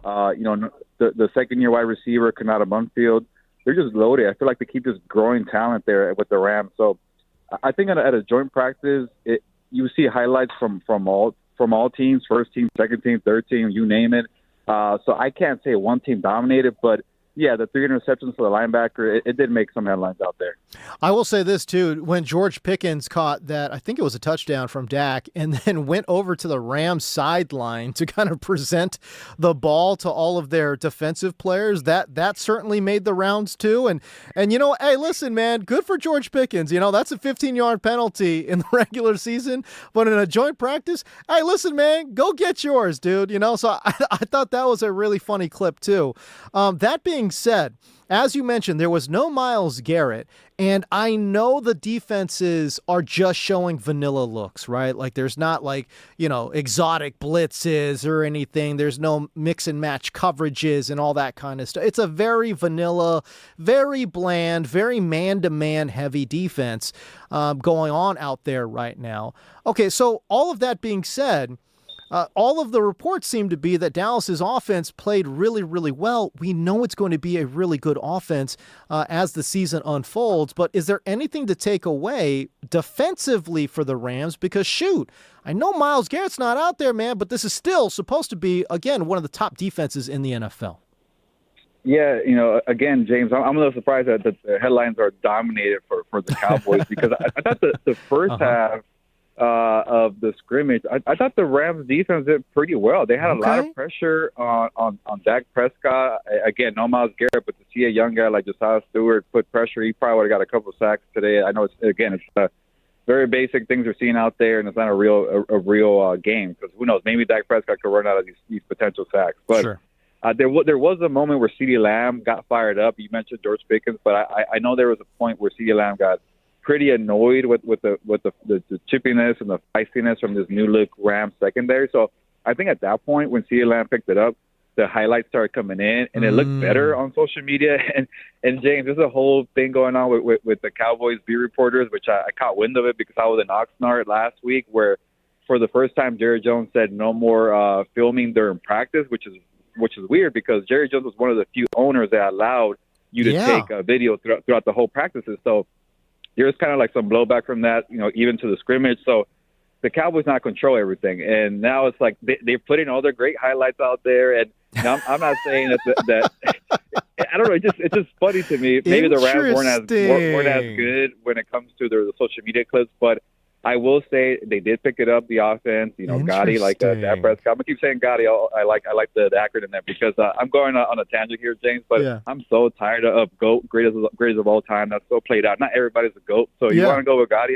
I'm okay with that. But George Pickens, picked it up. I'm saying I'm making puns now, but picked it up with George Pickens. Jadon Blue, the running back, I think is going to be a sneaky. Speaking of fantasy, James, Jadon Blue could be maybe a sleeper pick for that backfield because I know Javonte Williams got paid and he's the lead number one. But I've seen I know I'm saying a lot like every time, but I've been to Cowboys practices like twice this summer. Jadon Blue keeps stepping up to me, so I think he will definitely be involved. So if your running game is a little more balanced. There's still question marks, though. A left tackle, like, by the way, Tyler Guyton, the first-round pick from a couple years ago, he is a massive human being, but I don't know if he's going to protect that job and claim the left tackle job. There's an uncertainty in there, so if you don't have a sure thing at left tackle, how can you be the greatest offense that there is in 2026 if you can't protect that Prescott? So I still have question marks with the offense, but they did have their moments. It looked great on social media, but again, everybody's having their highlights today. How did the offense look for the Rams? They're taking on a Dallas defense that was truly one of the worst in the NFL last year. Obviously, they've tried to make amendments to that defense and really try to raise the level of play there. But again, how did the Rams offense fare against the Dallas Cowboys starters? Yeah, I think it was similar to what Dak Prescott experienced. I think the Cowboys defense had their moments, and maybe it was the opposite. It was Matthew Stafford starting fast, but ended pretty slowly. I thought they got pretty stagnant to the second half of the scrimmage, and to give you some more behind the scenes, James. Like I know the coaches don't like the media watching things, especially now the Cowboys. They changed the tune, but everything was on the furthest side of the field. When they got into the red zone, we could barely see anything.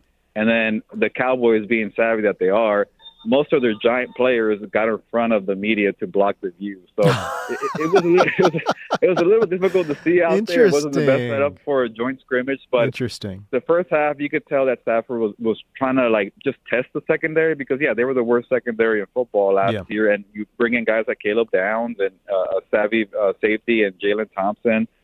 You got some young guys coming up, too, that you drafted the last couple of years. So they should be better in the back end. But you could tell Stafford wanted to try them. Some bombs to Devontae, some bombs to Puka. He really wanted to favor the right side of the end zone. For whatever reason, he saw something there that he liked or wanted to try it. There's a couple moments I couldn't really make out if Devontae came down with some plays, but you could tell that Stafford was going to lob it and get these guys in rhythm. Interesting. Number 4, the second-year receiver who was a 7th-round pick last year, Kanata Monfield, was out there a lot. That stood out to me because I am wondering who's going to be the third wide receiver. Jordan Whittington. Yep. You got some other guys, too, as well. You played the 3 tight end sets. I saw some of that, too. I know I can't give away all the secrets, apparently, because it's very secretive out there. But Terrence Ferguson, Kobe Parkinson, Higbee looked healthy. Again, there's so much depth on his offense. So good start, maybe a little bit of a stagnant second part, especially after the linebacker came in with that interception. It really is incredible how much, if you look at the historically for the Rams, how much first-year players improve in year number 2 if they're worth their salt. You know what I mean? And rookie players not named Puka Nacua have really struggled under the complex playbook of Sean McVay. And McVay really doesn't give a lot of rookies a lot of opportunities, again, other than Puka Nacua. So you talking about Terrence Ferguson like this, for me, my radar is peaked. I am very interested. I also believe that Ferguson will be a guy that could be a potential potential breakout candidate here for the Rams. That being said, I want to stay on the offensive side of the football and talk about the backup quarterback battle. The Rams obviously got, in a lot of different places, got skewered for their pick in the first round of Ty Simpson. And meanwhile, everything that I have heard is that he has not been able to beat out Stetson Bennett. So, again, what were your observations in regards to that backup quarterback battle? Yeah, I'm glad you asked me, James, because I have plenty to say about this. I care too much about this, but it's the first round pick, Ty Simpson, so maybe I should. But I don't know about if the right phrasing is beat out, because Ty Simpson is just not getting enough opportunities. Like, I've been to Rams camp a couple times, and for whatever reason, I hate to be as critical on Stetson Bennett. They're going to hand him, I think, the number 2 job. I don't think he's earned it. I don't think he's done enough in practice to be the surefire number 2 backup to Matthew Stafford. But every time out there, a big bulk of the reps go to Stafford, and then pretty much whatever's left over is Stetson Bennett, and then like 5% goes to Ty. You can't get into a rhythm. You're throwing the ball twice. Wow. And any time that Ty Simpson is on the field, he's handing the ball off for a running play. It's like, I get it. They want to have the training wheels on. He could take his time developing, because he's not supposed to play for a year, maybe 2, maybe 3. We don't know. That's up to Stafford right now, the way he plays. But I was at Raiders camp, a week ago, and the way they have Fernando running the number 2 offense, and an up-tempo, hurry up, throw everything at Fernando for just in case he might have to play earlier than expected. They are preparing him to be a starter this season. Ty Simpson is not getting that. He's just kind of, today at the joint practice, I was hoping to see more. He was like throwing the football up in the air on the sidelines by himself, just looking for things to do. And that's not good. Honestly, that's James, not good at all. I know he's not getting involved. The only thing I thought, James, we're somewhat trying to know Sean McVay, is like, I think he wants Ty Simpson to play the entire preseason. That's what Stetson Bennett did last year, and hand the number 2 job to Bennett. And last year, Jimmy Garoppolo did not play in the preseason. He'd be in the number 2, so he wants to protect the 1 and the 2. So I think at the moment it's Bennett. But the second that Bennett threw 2 interceptions in the practice and struggled, I think McVay shifted, okay, maybe we need to get Bennett in the preseason to compete for the job, because this job is not wrapped up. We haven't given Ty enough opportunities. To maybe give you a prediction here, James, I think they want a redshirt Ty Simpson. Yeah. And they want a proven, steady backup to be number 2. So if it's not Bennett, what if he gets cut and you bring in a guy like maybe Jimmy G is persuaded to come back, in a month? Maybe you're looking at other depth charts. I'm looking at Arizona right now. Jacoby Brissett, Carson Beck, Gardner Minshew, Michael LaFleur. Make a trade for one of those guys. Obviously not Carson Beck being the rookie, but go get Minshew to be your number 2. And then you make Ty Simpson your redshirt year, and you take your time with him. But to me, Stetson Bennett's too erratic. He's a roller coaster, and as you know, James, when you have a backup, you're not the most talented. But what you better do is you better be composed, protect the football, run the damn plays, and give it to your best players. I don't know if Stetson Bennett could do that. Interesting stuff. What great insight in regards to Ty Simpson. I have not heard that yet. And so, again, that is unbelievable insight. I appreciate that. Gilberto Manzano from Sports Illustrated with us right now. Can I talk about the running backs? Again, because it's fantasy season, Gilberto, everyone wants to know about running backs, man. And Kyron Williams, to me, has been an unbelievably consistent performer. I don't think he's the most explosive performer. There were some thoughts and rumors maybe that this is a coaching staff that will finally actually try to get more than one running back involved, although color me skeptical. I'll see it, or I'll believe it when I see it. But what was the running back splits and performances in particular look like between Kyron Williams and the Michigan man in Blake Corum? Yeah, again, don't run with this information. I'm not sure, like you mentioned, you got to see it to believe it, but it was very split. It was Kyron Williams, and Blake Corum pretty much 50-50. I might even give the edge to Blake Corum. He was out there a lot, which is maybe not a surprise because he's a younger guy who needs to prove himself more. You paid Kyron Williams. He's proven in the league. I think he gets like 12 touchdowns, per season at this point. So in a joint scrimmage, the younger guy, you want to see him more in what he has, but there could be maybe a closer split, but I'm with you, James. Maybe it takes a while to earn the trust of McVay. And like you mentioned with the wide receivers earlier, like you do so much. Same thing with the running back. Same thing with the tight ends. Like if maybe like I know Blake Corum had some pretty bad fumbles last year too. Like he needs to prove it at clutch moments, protect the football. Can you be a for sure 50-50 back? I don't know at the moment right now, but I think he will play more. I think he showed a lot of flashes last year. They weren't consistent flashes, but also if you're not getting enough touches, you won't get into rhythm. But I think they're trying to make him a legit number 2. I won't say split, but maybe like a 60-40 committee. And then the other guy, Jarquez Hunter, who I want to see more of, he can't even get on the field. So that tells you that you got to really earn that trust for McVay. So I'm not saying run and draft Blake Corum, but it was pretty split, maybe 60-40 for Corum today, at least for one day. All right. I like it. Great information there. Finally, I know you also have a great podcast, Compass on the Beat. You were able to talk to David Njoku in a recent episode. Can you talk to me about, again, shifting to the Chargers here, can you talk about that tight end room for the Chargers and playing for an OC in Mike McDaniel that, man, he really featured that position group over the last couple of years in Miami? Yeah, I think that's why Njoku signed up to play for the Chargers. There's kind of somewhat of a logjam there. I want to see what Aronde Gatson does in the second year. I thought he was going to be a thing last year. I stashed him in a couple of leagues, and he had a great. I want to say October. I lost with track, but it was one good month and just fell off a cliff, and he was never a thing. But maybe he does something again. Charlie Kolar from the Baltimore Ravens, formerly. He was more of a blocking tight end, but he's talking about playing more as a pass catcher. And when you're playing for Mike McDaniel, you could think that way. Obviously Darren Waller came back out of nowhere and got some plays for Mike McDaniel. The Jono Smith made some plays there. I know I'm blanking on some tight ends there for Mike McDaniel in Miami, but he knows how to feature them pretty well, like you mentioned.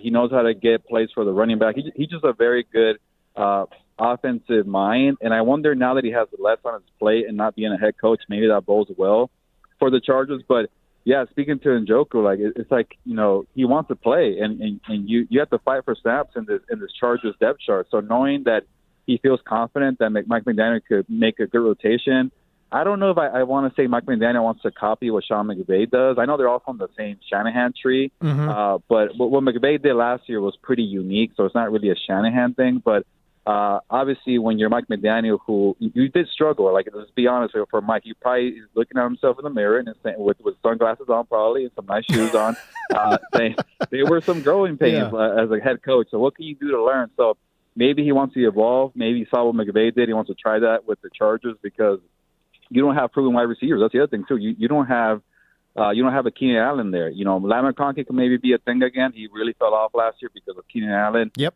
Quentin Johnson can't really catch the football at times, and can Trey Harris be a thing? So if you have unproven receivers, then you're going to rely on the tight ends a little more. Yeah, it's interesting. This was in 2024 where Jonnu Smith had 884 yards and 8 touchdowns. Jonnu Smith at the age of 29. Who the is that guy? Under Mike McDaniel at the age of 29, man. 884 and 8 touchdowns for Jonnu Smith, which is absolutely bonkers when you think about it. Great information. Gilberto, man, hey, listen, bro, I'm going to be hitting you up, dog. Like, you got to answer your phone when we hit you up. We need you on the show. This is awesome insight. You're a local dude right here from, again, graduated from CSUN, man. I really need you on the show. I need you to be a regular contributor, bro, because this was really, really awesome insight. I appreciate the time, brother. Hey, you sold me with the bio, man. If you find more information about me, next time I'm going to challenge you, put in more nuggets for my bio. I want to learn more things about myself. Hey, listen, it's going to happen. You don't need to challenge me. I'm going to put on my journalist hat. I'm not currently a journalist, but again, I can every now and again I reach back into the Wayback Machine and I will put on my journalist hat. I'm going to find more nuggets on you, pal. Next time you come on, you're going to be shocked. Hey, I can't wait for it, James. Let's do it again. The great Gilberto Manzano, NFL staff writer with Sports Illustrated. Awesome interview. And again, I love that insight in regards to Ty Simpson. That's crazy. Basically, I don't know, man. I'm surprised. This is a first-round draft pick. And again, this is feeding into this whole narrative that Sean McVay didn't want the pick. Why isn't he working with Ty Simpson directly and, again, developing that young talent at quarterback? It's interesting. This story of him just kind of sort of on the sideline, hanging out by his lonesome, not getting a lot of reps. And when he gets in there, he's handing the ball off. That is fascinating insight provided by Gilberto Manzano, and insight, quite frankly, that I haven't really heard. And I'll be honest with you, man, I keep a very close eye on Rams practice reports, training camp, all that kind of stuff. I'm huge on the NFL, obviously. And now that we're in LA, we're doing an LA-based show for the fan. The Rams are at the top of the ticket. The Rams are at the top of the ticket. So that's insight I have not heard. That is really good information. And again, it piques my interest because, again, the pick itself was skewered by a lot of folks. And the post-draft reaction from Sean McVay was muted, to say the least. And this now adds to that intrigue just a little bit that maybe McVay didn't love the pick, man. Maybe he didn't love the pick. Interesting stuff. Okay, we step away. When we come back, more Dodger updates and, man, more fantasy football talk here as well. That's coming up on the James Koh Show on the brand new 97.1 The Fan, the voice of LA Sports.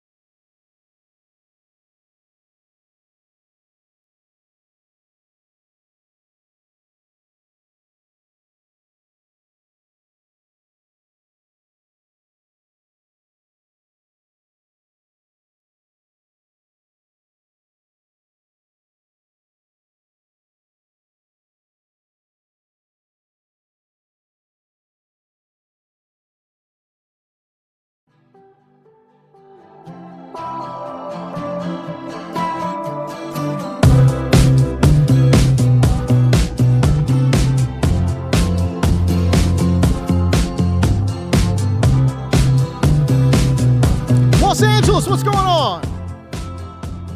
Your boy James Coe back on the mic. One of the great all-time pop songs, one of the great all-time hip-hop songs, one of the great all-time Post Malone songs. Right there. That's number 6 on the Hollywood's Bleeding album. That's called Circles right there, folks. Track number. Double P knows the track number, y'all, of every single song that Post Malone has ever made. That's incredible. I love it. Okay. So, let's get you a Dodgers baseball update.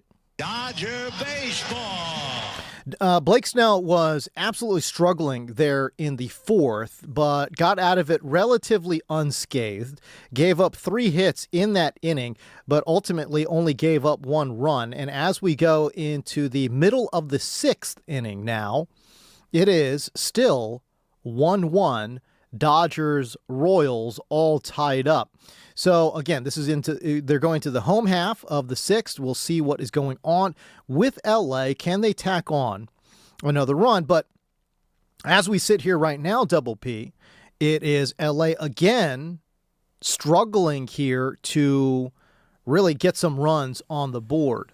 Yeah, you're letting Michael Wacha mow you down? Okay, yeah, but coming into this game, Wacha was sensational. He had really good numbers coming in. He's been really good. Yeah. He hasn't gotten lit up in a long time. But Blake Snell, man, 6 innings, 1 run allowed, and 10 strikeouts. Wow. I mean, come on, man. Wow. Let's get this guy some runs, and if you get him right here in the home half of the 6th, you can get him a W. Yeah, that'd be great.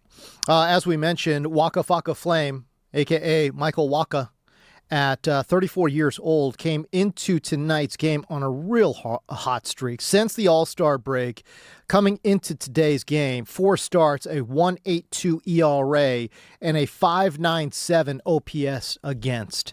So, yeah, he's been on a hot streak, for sure, no question. So, yeah, man. So it doesn't totally surprise me, although, again, you'd like to see this offense, which has heated up over the past couple of games here, maybe try to keep that one going. But no, alas, the offense is struggling here just a little bit. Shohei Ohtani 0 for 3, Freddie Freeman 0 for 2, Kyle Tucker 0 for 2, Mookie Betts with that solo shot to get the run across here for LA. Tommy Edman 1 for 2, Alex Call 0 for 2. And yeah, it's just been, like I said, there's a lot of zeros. A lot of zeros on the stat sheet right now. Well, can you change that 0 for 2 on Freddie Freeman to 0 for 3? Because he struck out. Okay, that's not good. Yeah. Again, more updates as they become available. We were talking about fantasy football here.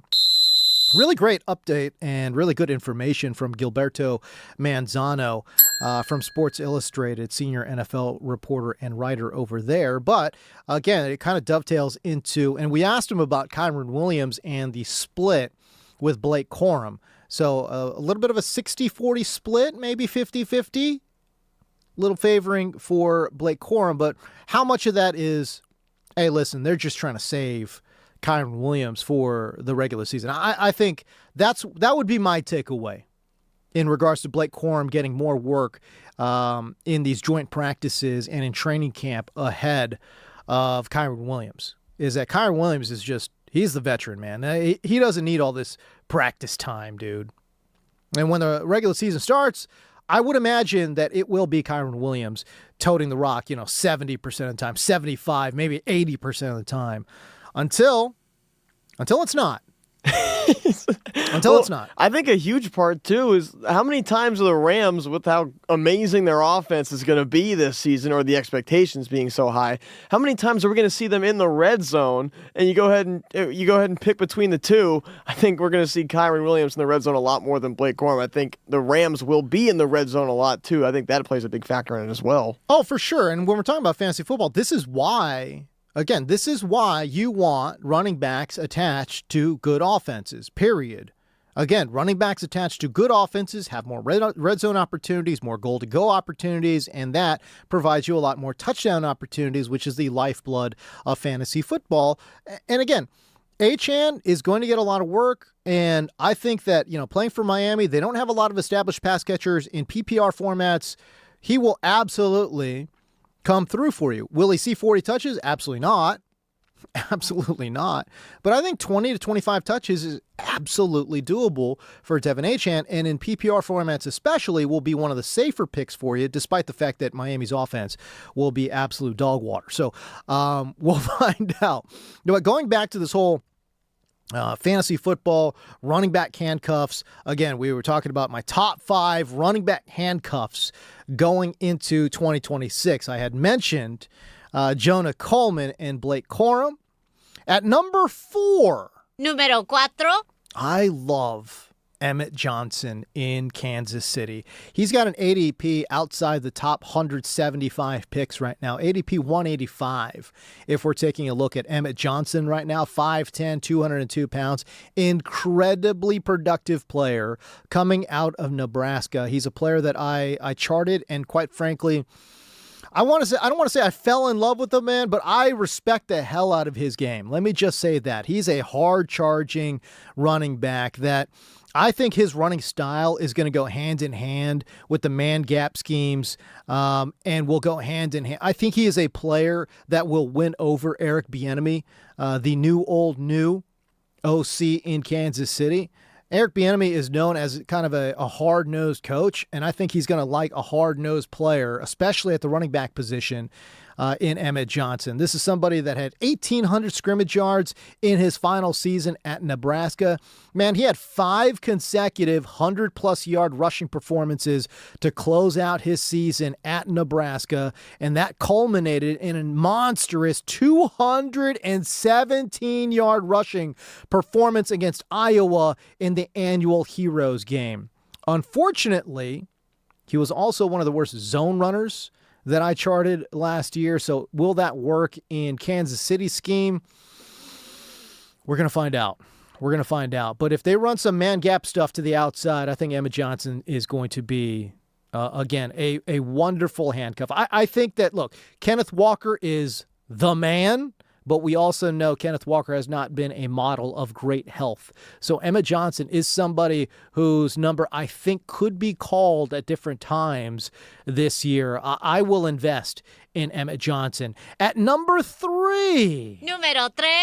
Marshawn Lloyd there in Green Bay. This guy's going so late in drafts, ADP outside the top 200 picks.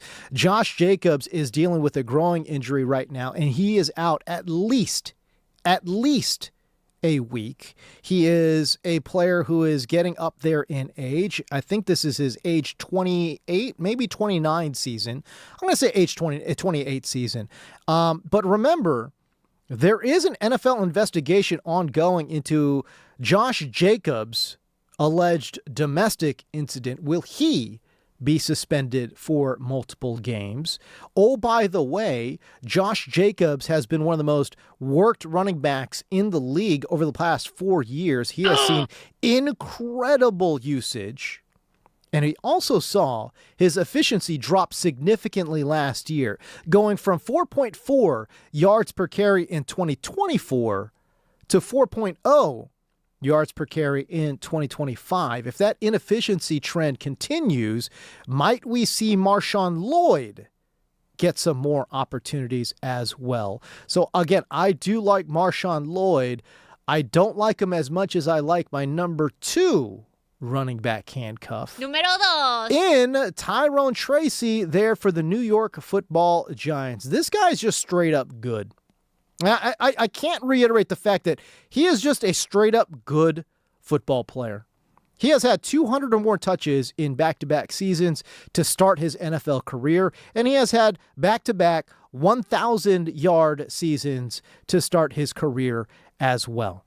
Cam Scatterbo, the fan favorite to be the starter there in New York, he is coming off of a major injury. We're talking about an ankle dislocation, a fibula fracture, and he tore a ligament in his lower leg as well. Meanwhile, I just listed off this injury. Ankle dislocation, fibula fracture, ligament tear. Not the smartest dude in the room, not the brightest bulb in the box right now, as the whole world saw him tried to do a standing backflip where he then turned his legs in an awkward position and fell down. Why is he doing this stuff? I don't know. But we also know this is a player who plays like, do you guys know X-Men? This guy plays like Juggernaut. Okay? Like he's just dropping his head down and trying to bash you. Like, what are we doing out here from like a concussion standpoint? Like, what are we doing? So again, concussion risk, injury risk, Cam Scatterbo, he's a fun player. He's a really fun player, as a matter of fact, but he's also reckless. So again, the injury risk I think is pretty high for Cam Scatterbo. I like him as a player, but Tyrone Tracy is also just a really good football player. So I can't stress that enough. He's also a converted wide receiver, and that means something when we're talking about passing downs. And we are anticipating the Giants to be pretty bad this year. I don't think anyone's anticipating them to be good. And because they're going to be bad, they will be in a lot of negative game scripts. What does that mean? Again, negative game scripts means you're going to be trying to come from behind. And if you're coming from behind, you got to be passing a lot more. And if you're passing a lot more, you got to be passing to the running back a lot more. I do wonder, Tyrone Tracy, a converted wide receiver turned running back, get some more opportunities out of the pass game. He's my number 2 running back handcuff. At number 1, Numero uno. You know what? I'm going to give this to you after the break. How you like that? Number 1 is coming up after the break. You're listening to the James Coe Show right here on the new 97.1 The Fan, the voice of LA Sports.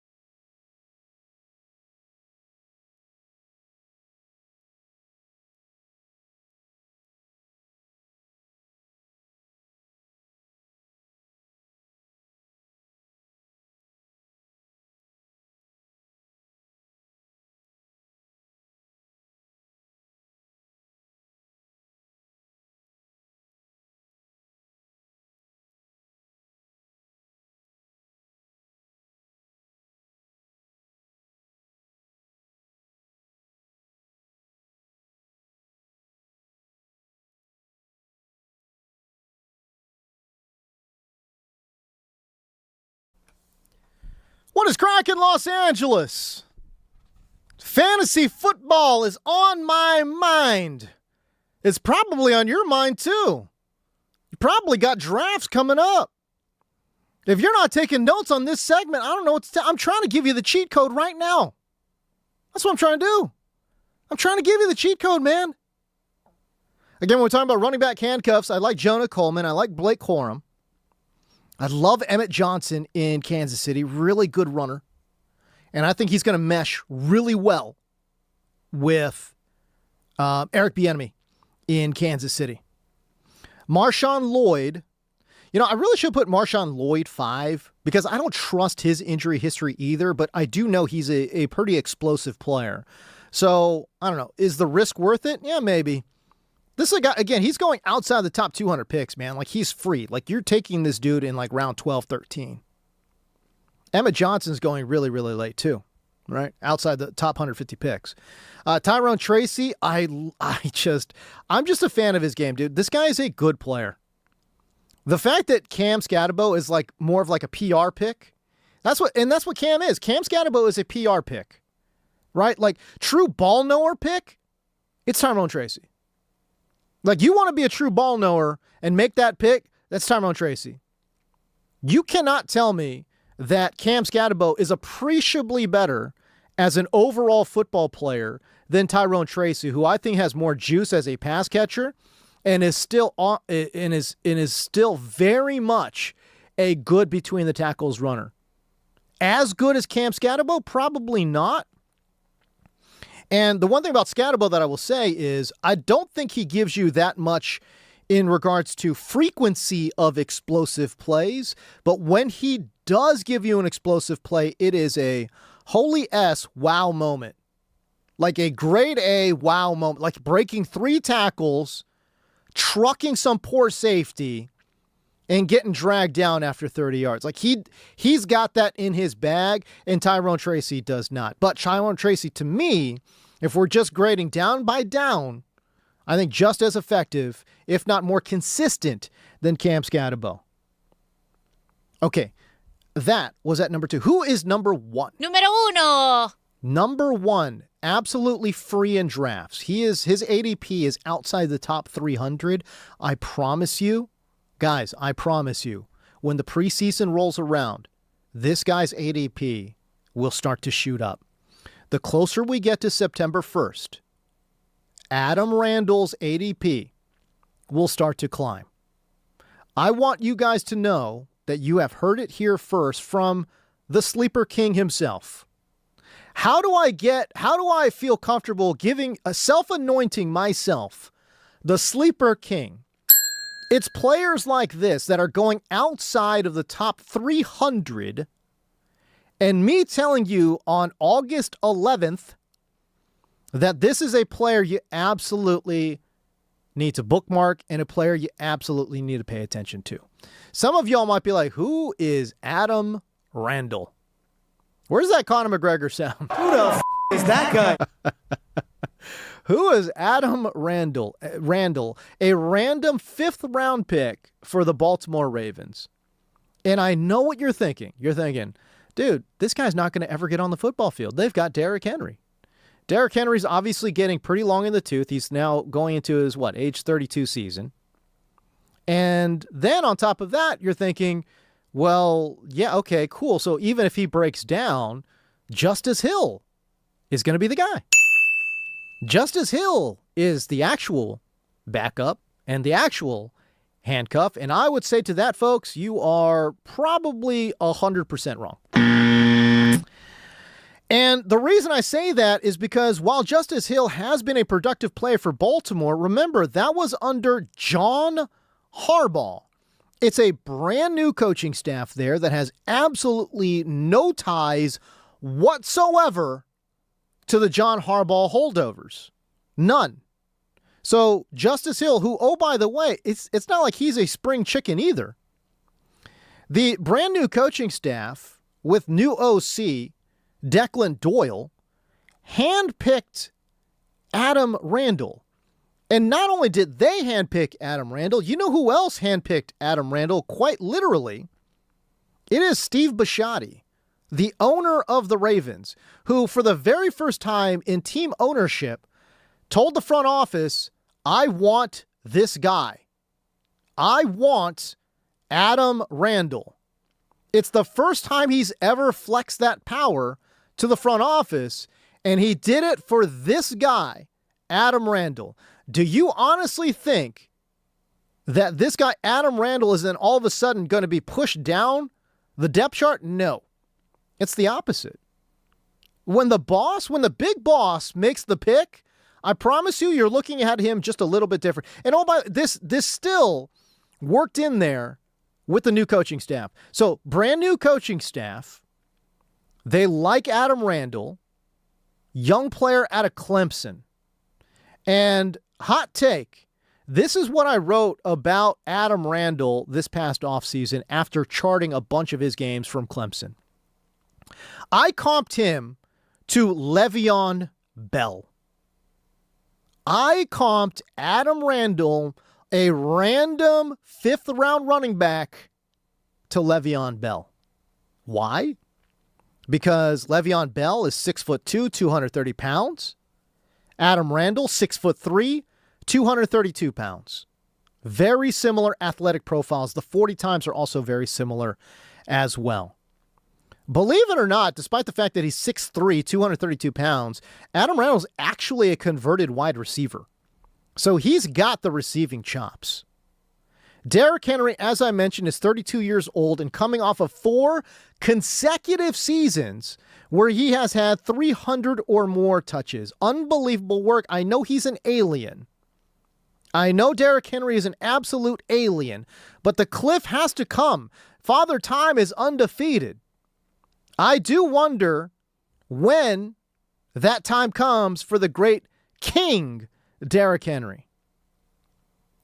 The superpower for Adam Randall, just go watch this guy's cutback ability. He's 232 pounds, and he is smooth as butter, man. I love this guy's cutback ability. His ability to plant his foot and go. That is the basis for about everything that he does. But when you combine this with good vision, which is what he has, he's got instincts, natural instincts as a runner, and obviously at 232 pounds, this guy's an absolute chore to bring down defensively as well. Adam Randall is somebody that I am incredibly high on. And obviously this is all predicated on the fact that maybe we start to see a little bit of decline or see a lot of decline. Maybe Derrick Henry misses some games. And if he misses some games, man, Adam Randall will be one of the hottest pickups off the waiver wire. This is big brain move right now. Again, this is a ball knower pick. If you go out there in your draft and in the 15th round, go pick up Adam Randall, people are going to be like, this guy knows ball. This is a ball knower pick right here. So again, just circle that name. Just keep that in the back pocket somewhere when you get into the very late portion of your draft and you're starting to think about backup running backs. Adam Randall might be that dude.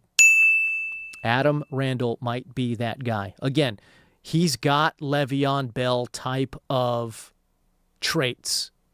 I'm high on him. Incredibly high on him.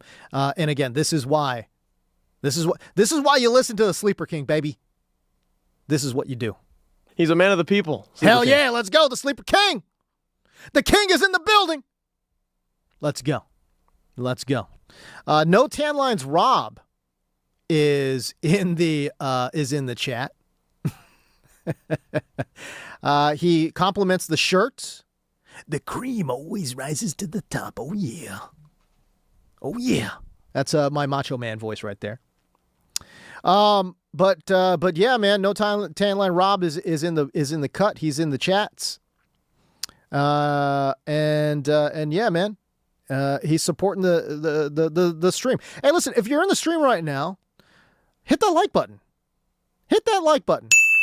That'd be awesome, man. That would do me a big time favor, and that'd be cool, man. So let's get it going. We'll shift over to the NBA now. Scottie Pippen was recently asked whether or not he was better than LeBron.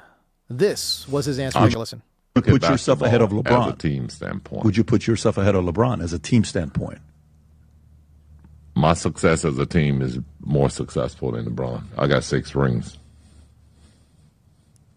Okay, so then if I talk to an NBA owner, by the way, this is very helpful because realize this is very helpful because for me as a fan, I've followed this. So if I speak from an NBA standpoint, owner, and I want to find an all-around player to be my number one, you think the average owner is going to pick you or LeBron? I don't know. Got it. Okay. So that. You want individual accolades or you want championships? What an awkward interview that was. Mostly because you could tell Scottie Pippen didn't even believe what he was saying. It was so outrageous that even Scottie Pippen, who was making these claims, I think Scottie Pippen was like, oh, dang, I actually said that. Okay, wow, that sounds a little weird. Even Scottie was like, hey, yo, even this sounds weird even to me, bro.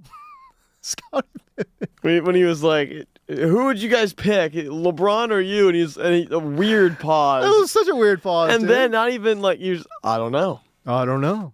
I mean, that's the thing, man. Like, hey, listen, if you're going to go out there and you are going to say from a team perspective that you're better than LeBron James, hey, bro, say that with your chest fully out, dude. Go 10 toes in. You can't say that in a half a manner that he did, man. I mean, he said that very hesitantly. He was very quiet. He said that so quietly, dude. He's like, I don't know. From a team perspective. And then he's like, oh, I didn't have to ring chase to go get my rings. Bro, stop it, dude.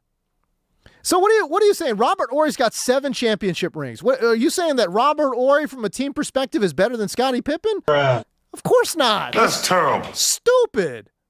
Listen, Scotty's a great player. He's a Hall of Famer, and he's a great player. There's no question. Is he better than LeBron? Bro, what? What are you on, Scotty? Scotty, you're not a top 25 player. Scotty, you're a great player. You're not top 25, dude. Insane take from Scottie Pippen, who only won as the number 2 to Michael Jordan, just FYI.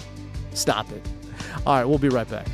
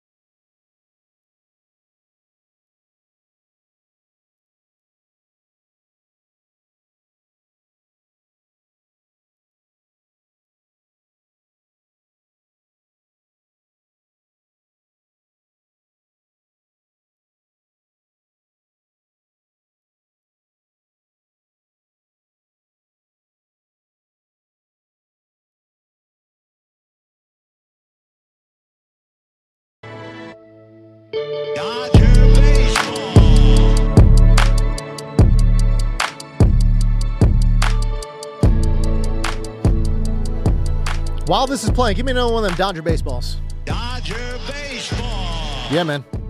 Hit me again. I need another dose. Dodger baseball. Let's go. Let's go. Good. It's so good. We're going to have to do a little remix there. Yes. Hey, listen. Vin Scully goes with anything. Post Malone goes with anything. When you get Vin and Posty, magic, baby, magic. Dodger baseball. This is magic. Come on. We're making greatness over here. Posty and Vin? It's the collab we needed but didn't know we needed, bro. I love it. Top of the 8th inning right now. Dodger baseball update for you. And it is a good one, as a matter of fact. Baseball. In the bottom of the 7th, Alex Call doubled. That scored Mookie Betts, and then that was followed immediately by Teo Hernandez doubling and then scoring Alex Call. So 2 runs in the bottom of the 7th. Pretty good. We're going into the top of the 8th, and it is not Tanner Scott. I believe, it's Evan Phillips. Oh. In there for the 8th inning, which makes me feel like maybe Edwin Diaz won't come in for the 9th as well. I don't know. I don't know either. We're going to find out together, y'all. Pretty interesting, though. The Dodgers lead right now, 3-1. Blake Snell, it was like one rocky inning, but other than that, just brilliant. 6 innings pitched, 3 hits. All of those came in 1 inning. He gave up 1 run and just 1 walk and struck out 10. Double-digit strikeouts for Blake Snell.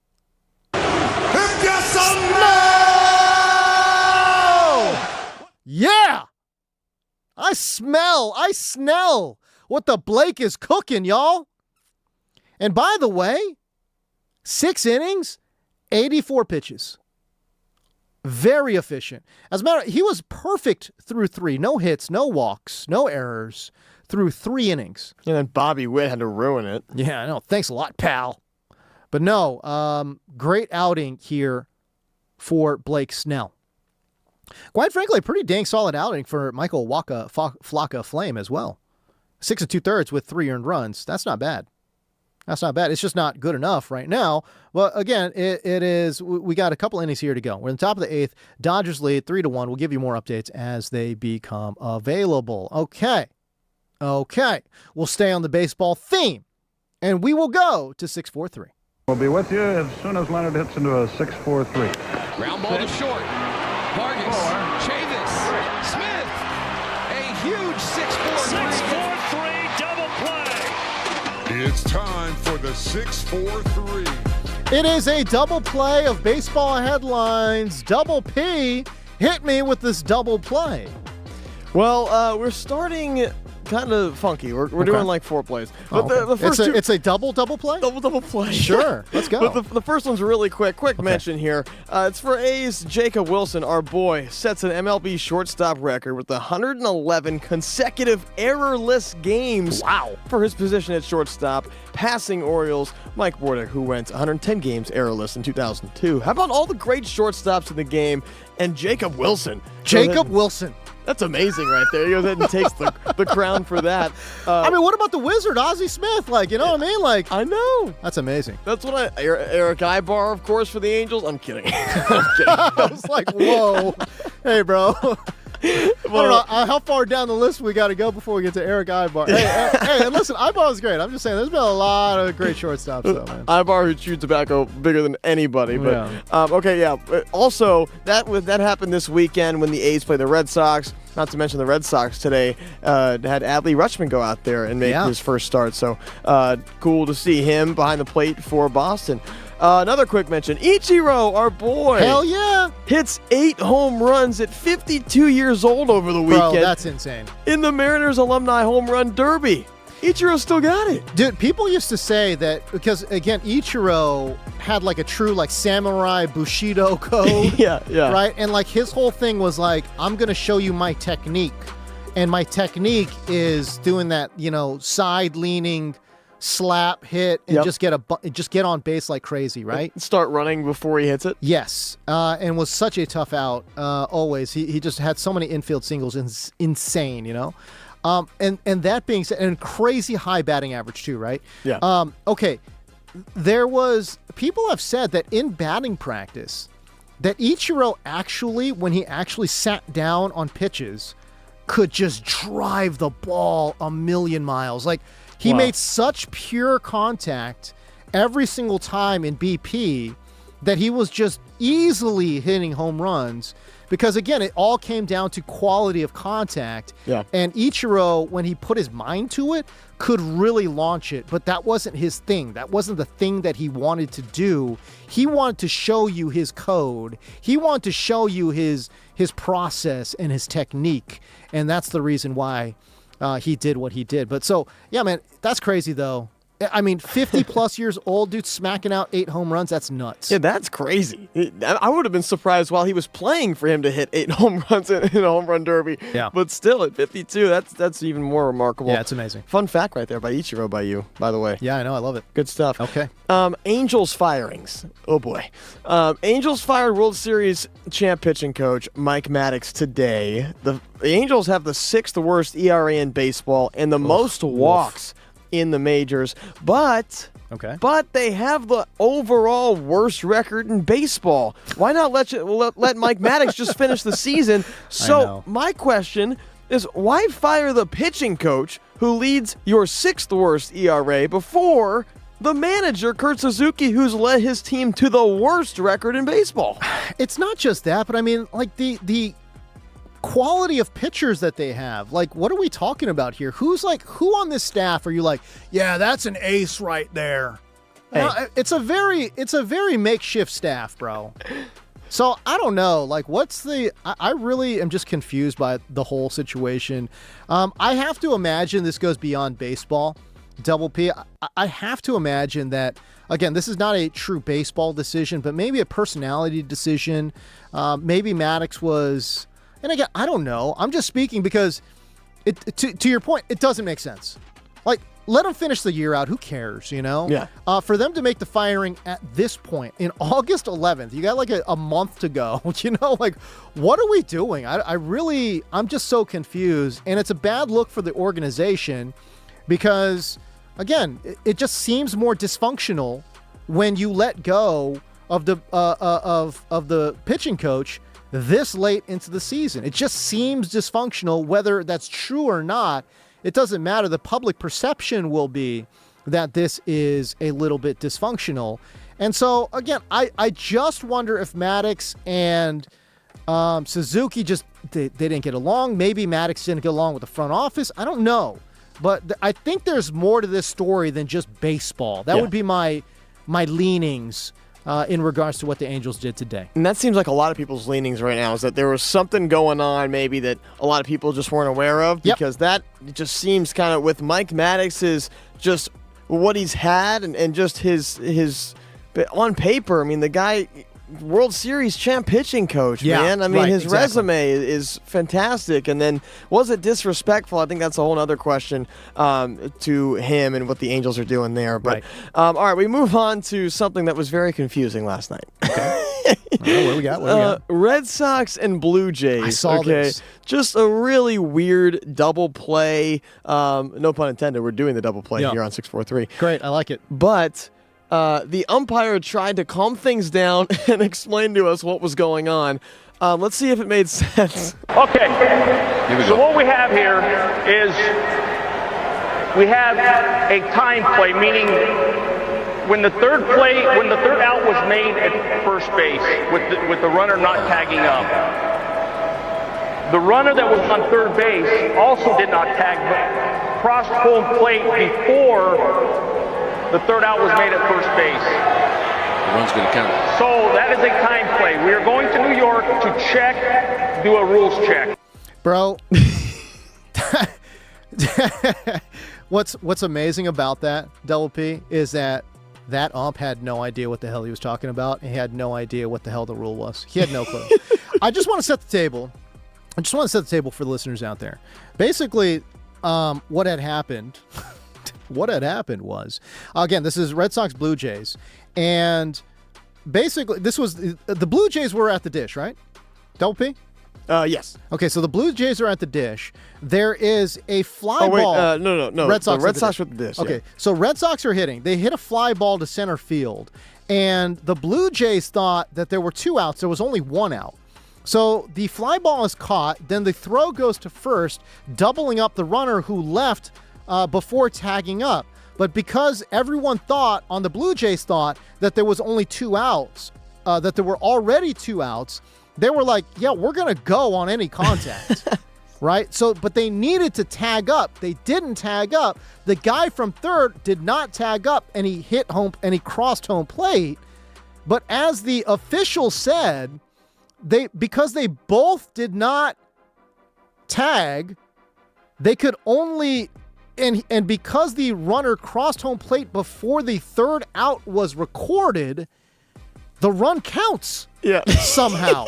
Yeah. So, I mean, this was weird. Also, something that really didn't help was that Rogers Center, the scoreboard in Toronto, was broken and it said 2 outs instead of 1. Oh, that's why they thought there was 2 outs. Yes, and of course you asked the Red Sox coaches and they're like, well, we should know how many outs there are regardless of what the scoreboard says, of course. That's such a baseball manager answer I right there. I love it. But in the end, it was ruled a sac fly double play with the run scoring for the Red Sox, cross home plate. So it was just a weird thing. But the umpire seemed to get it all figured out. I wanted to have you take a listen to what his final verdict was. I like it. After calling New York, getting it all straightened out, the run is going to score into the inning. 2 runs for Toronto, 1 run for Boston. He even forgot who was playing there for a minute. 2 runs for Toronto and 1 for Boston. This is the problem. That was the game-deciding run, Double P. Yes. That's insane. And obviously Boston is about the hottest team in baseball, but to lose on a play like that is crazy. That is insane. I can't believe that ended up being the game-winning run. That's nuts. For it to be a 1-run game and have that affect it big time was tough. And Boston had lost 3 games in a row after last night's game. So the hottest team turned into losing 3 games straight and make it 4 straight after losing today 5-3 to Toronto. But what Major League team, pop quiz, has the most wins against the Red Sox this season? The Toronto Blue Jays. Wow. So they go ahead and beat them again, 5-3. There you go. Go figure. And that is your quadruple play. Your quadruple play. All right, I like it. So let's do a couple of housekeeping notes here. Let's get you a Dodgers baseball update. We'll keep the baseball theme going right now, and it's looking a little shaky. It is looking a little shaky. Evan Phillips came in relief in the 8th inning. He's recorded 1 out, but has given up 2 hits and a walk. What? And has given up an earned run as well. So as we sit here in the top of the 8th with 1 out, Kansas City now trails by 1 run. Oh, come on! 3-2 is your score right now with 1 out in the 8th and with runners on first and second. Oh, boy. Looking a little dicey. Scott, I'm just trying to figure out, was Tanner Scott not available for some reason? Did he pitch too many days in a row? I can't remember how many. I know he pitched yesterday. Yeah, he's been used quite a bit. Yeah, I think so too. You go ahead and it doesn't really matter from a closer standpoint as well. The Dodgers have won just 1 game, and you've seen Diaz come in the last couple of nights, but Edwin Diaz, if it was a save situation, I would totally see the trumpets still coming, but it won't be a save situation anymore because something bad just happened. Oh, another update? Oh, good. Perfect. They got another run across. Oh, no. Oh, boy. Sally Perez, single to left. Caglione to second. And it was Witt who scored. So now it is 3-3. Blown save for Evan Phillips. Did not record the hold. No, he did not. Needed to record the hold. All he had to do was keep the game where it is. Just keep it where it is, pal. Oh, boy. Okay, so now we're in the top of the 8th. There are still 2 runners on with just 1 out. And the guy who gave up the big time, I think it was a 3-run shot yesterday in Jack Dreyer, has now come in. Evan Phillips still has been subbed out, and he recorded 1 out, 3 hits, a walk, and 2 earned runs. We'll see if Jack Dreyer, with 2 on after giving up a huge home run yesterday, can come through. That's terrible. Oh, boy. This is not looking great for Dodger Nation here. Okay. So with that, how about this? Let's talk about giving away free stuff. Yeah! Hell yeah! Finally, something positive. Let's talk about giving away free stuff.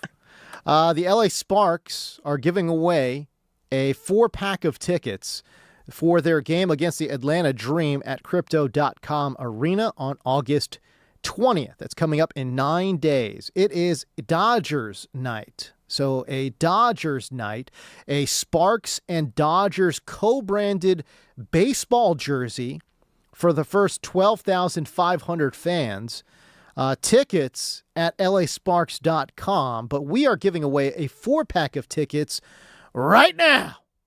855-97 LA fan. Again, it's 855-97 LA fan. I will take caller number 5. Número 5. Caller number 5. Let's do it. 855-97 LA fan. We will be back with more of the James Coe Show right after this. You're listening to The Fan LA. We'll be right back.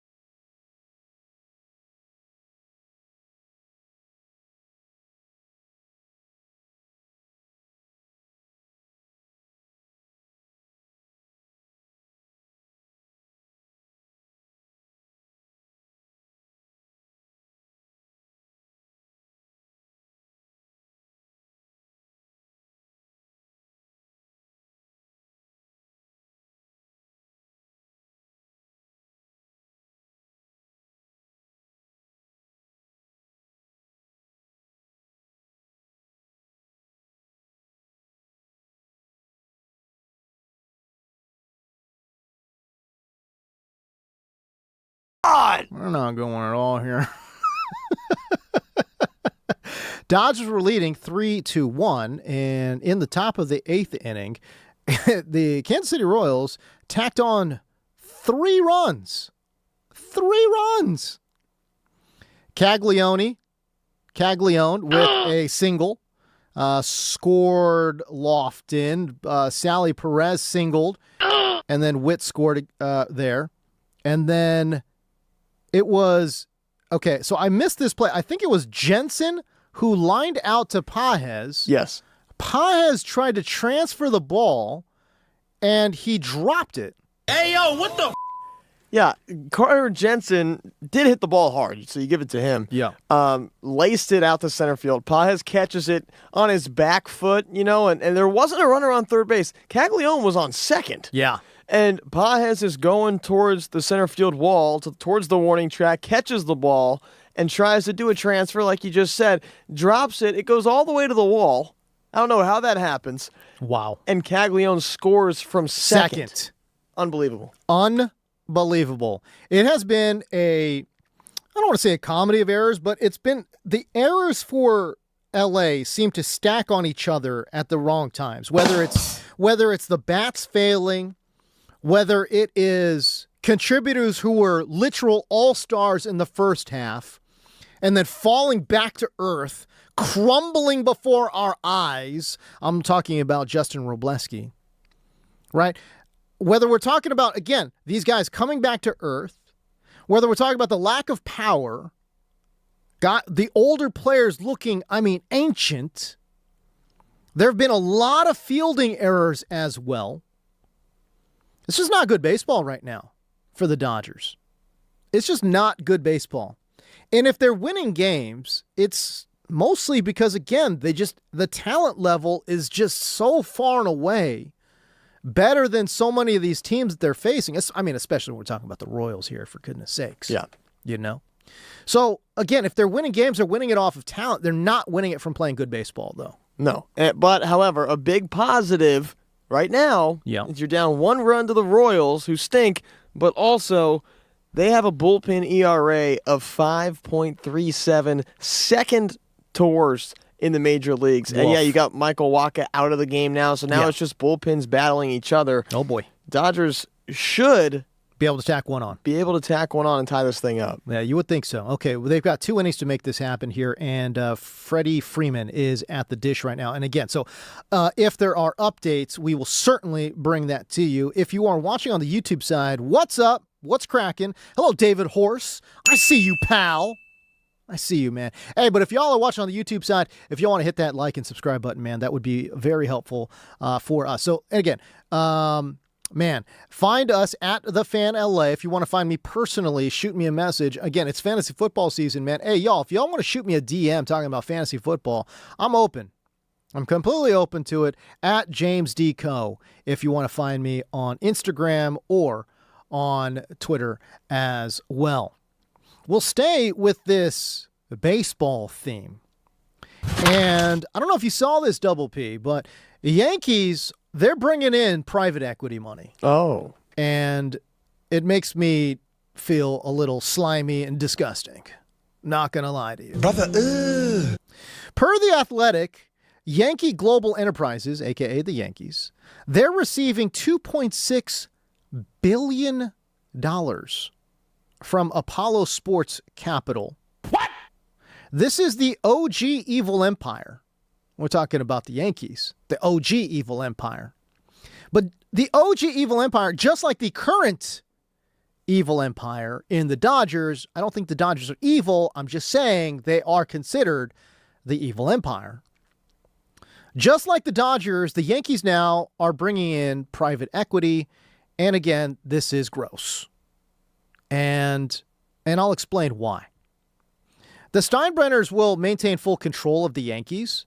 But that being said, Apollo Sports Capital, their private equity firm, the CEO of that private equity firm, Al Tylis, is going to join the board of the Yankees.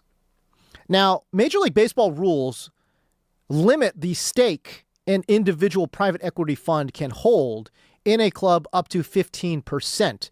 They pay $2.6 billion for 15% perhaps. That is interesting, and that would be obviously way past valuation. So I don't know how that money is getting distributed or how much of that money is going towards equity.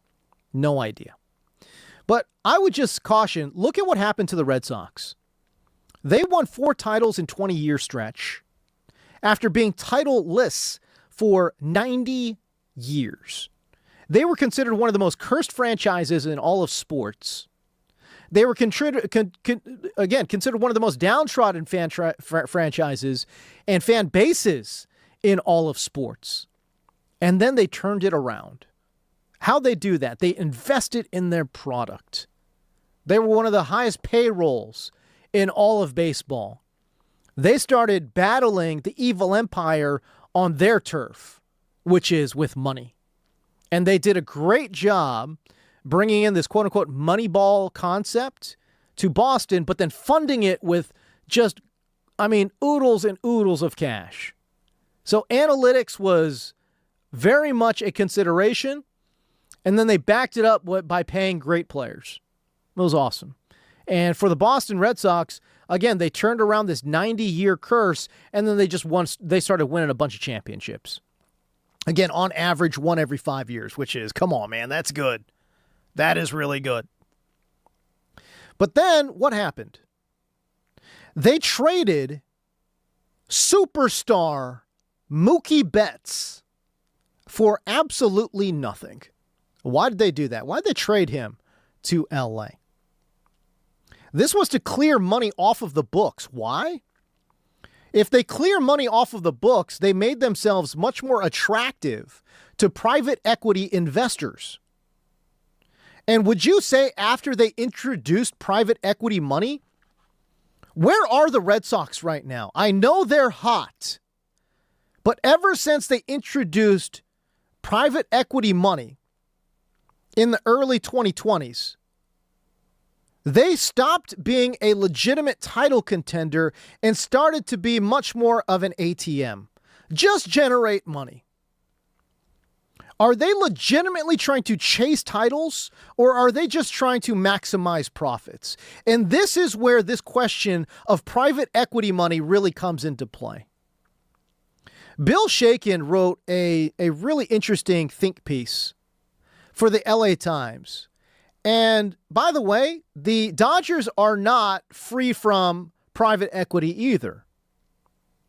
Arctos is a private equity firm that has invested into the Dodgers. And what Bill Shakin wrote was that firms such as Arctos are not about civic involvement or the joy of ownership. They evaluate opportunities on a, quote, can we make money perspective. That's what Bill Shakin wrote for the LA Times a few years back. And that is where the danger of private equity becomes a thing. They now have a voice in the operation. Maybe they only have 15% equity, and so they don't own a majority share, and they don't have the majority of the voting rights. But listen, when there are very, very wealthy contributors on the board, and they do have a vote, this is not a vote done in private. This is a vote done in public. And what do I mean by that? This is a vote where one member can have incredible influence over the other voting members. And when private equity is involved, they are, again, appealing to the basest of base when we're talking about just let's make money. And guess what? They're on the board with other people who like to make money. And they are not thinking about civic engagement. They're not thinking about the pride of LA. They are not thinking about, hey, let's just make this fun for the fans. They're not thinking in these terms. These are people who have, again, spent their entire adult lives thinking about and making a ton of money. So yeah, when you get a private equity guy in there and he starts appealing to your base needs and desires of wanting to make money, guess what? It's pretty dang efficient and pretty dang easy to convince these people, hey, forget about the fans, bro. Think about your wallet. Let's make more money. This is the danger of private equity. And there are some good examples of private equity, but there are a ton of bad examples of private equity as well. Think about Toys R Us. Doesn't exist. Why? Private equity got involved. Again, you don't have to go back further than the Boston Red Sox, man. Private equity got involved. And for a long time, I know they're on a crazy hot streak right now, but for a long time, Boston it has not been about baseball. It has been about making money. And for the Yankees to bring in this much money on a private equity deal, the private equity CEO is going to have enormous influence on the Yankees. So yes, the Steinbrenners are still technically in control. But the Steinbrenners, if you appeal to their greed, guess what's going to happen? They will start making decisions not based on baseball. They will start making decisions not based on trying to win another World Series. They will start to make decisions based on money. And guys, I can't tell you, man. Maybe you're thinking, yeah, who cares? They'll still win a bunch of games. Yeah, that's probably true. Maybe they will. But if you think about what George Steinbrenner was all about, yeah, he spent a lot of money, man. But hate him or love him, George Steinbrenner wanted to win. Love him or hate him, George Steinbrenner wanted to win World Series champions, and he elevated baseball, period, point blank. He elevated baseball because he made other owners, they had to spend. Boston, as I mentioned, they had to spend. They had to. The Dodgers, they had to spend. And it forces a better product. Because you could hate the Yankees, but man, you felt something about the Yankees. When you look at the Marlins, you feel nothing. When you look at the Royals, you feel nothing. There are probably 10 to 12 teams that you look at in Major League Baseball and you feel absolutely nothing. And so George Steinbrenner, again, love him or hate him, bro, you either loved him or you hated him. And you felt something. That's what sports is about. Create villains, create heroes. You can't have heroes without having villains. Jason Giambi, Miguel Tejada, Barry Zito, all of these dudes that were playing for this young, chippy Oakland A's team, you were rooting for the plucky A's, man. Why? Because they were going against the evil empire. Straight up. Just like the rest of the baseball world, if the Dodgers end up facing the Brewers, guess what? America will be pulling for the Brewers. LA will pull for the current iteration of the evil empire in the Dodgers, but you know what's going to happen? People are going to feel something. They're going to care. They will have a rooting interest. If you're looking for the reason why baseball is reclaiming the number 2 sports throne in America, there you go. And these greedy owners, these baby billionaires, these baby billionaire crybabies, they're going to nuke the whole thing. They're going to tank the whole thing. Why? Because they want even more profits. They want even more money. So that is why the lockout is going to happen. They're on such a positive trajectory. And do not tell me it's not because PE, private equity, does not have a voice. Private equity has a huge voice in baseball right now. There's an argument to be made that they've ruined the Boston Red Sox. We'll see what the Yankees end up looking like. Maybe they ruin the Yankees too. But the bottom line is they have a crazy amount of influence because they are chasing the almighty dollar. That's what that is what PE does. Private equity, the only reason they exist is to chase money. That's it. PE does not care about championships. PE doesn't care about being competitive. They probably look at the Miami situation and say, "Yep, this is how we want to run baseball. Get a ton of public money. Don't invest into the public, though. Oh, heaven forbid they invest in the public. Heaven forbid they invest in their team and provide joy for their fan base. No. Take in billions of dollars of money and give nothing back. Why? Because that maximizes the bottom line. That is the influence of private equity, and that will be the reason why baseball will have a lockout. Great for baseball, bottom line, horrible for you, the fans. That's tough. And I hate it. Corporate greed is out of control, and please get it out of sports. Why is private equity involved in sports, man? It's just, you can tell. You can tell. I'm sitting here right now, and you can tell. The writing is on the wall. You don't have to be smart. You don't have to have the gift of foresight. The writing is on the wall. Private equity is coming in to take away sports as you know it today. And it's a damn shame. You're listening to The James Coe Show on the brand new 97.1 The Fan, the voice of LA Sports.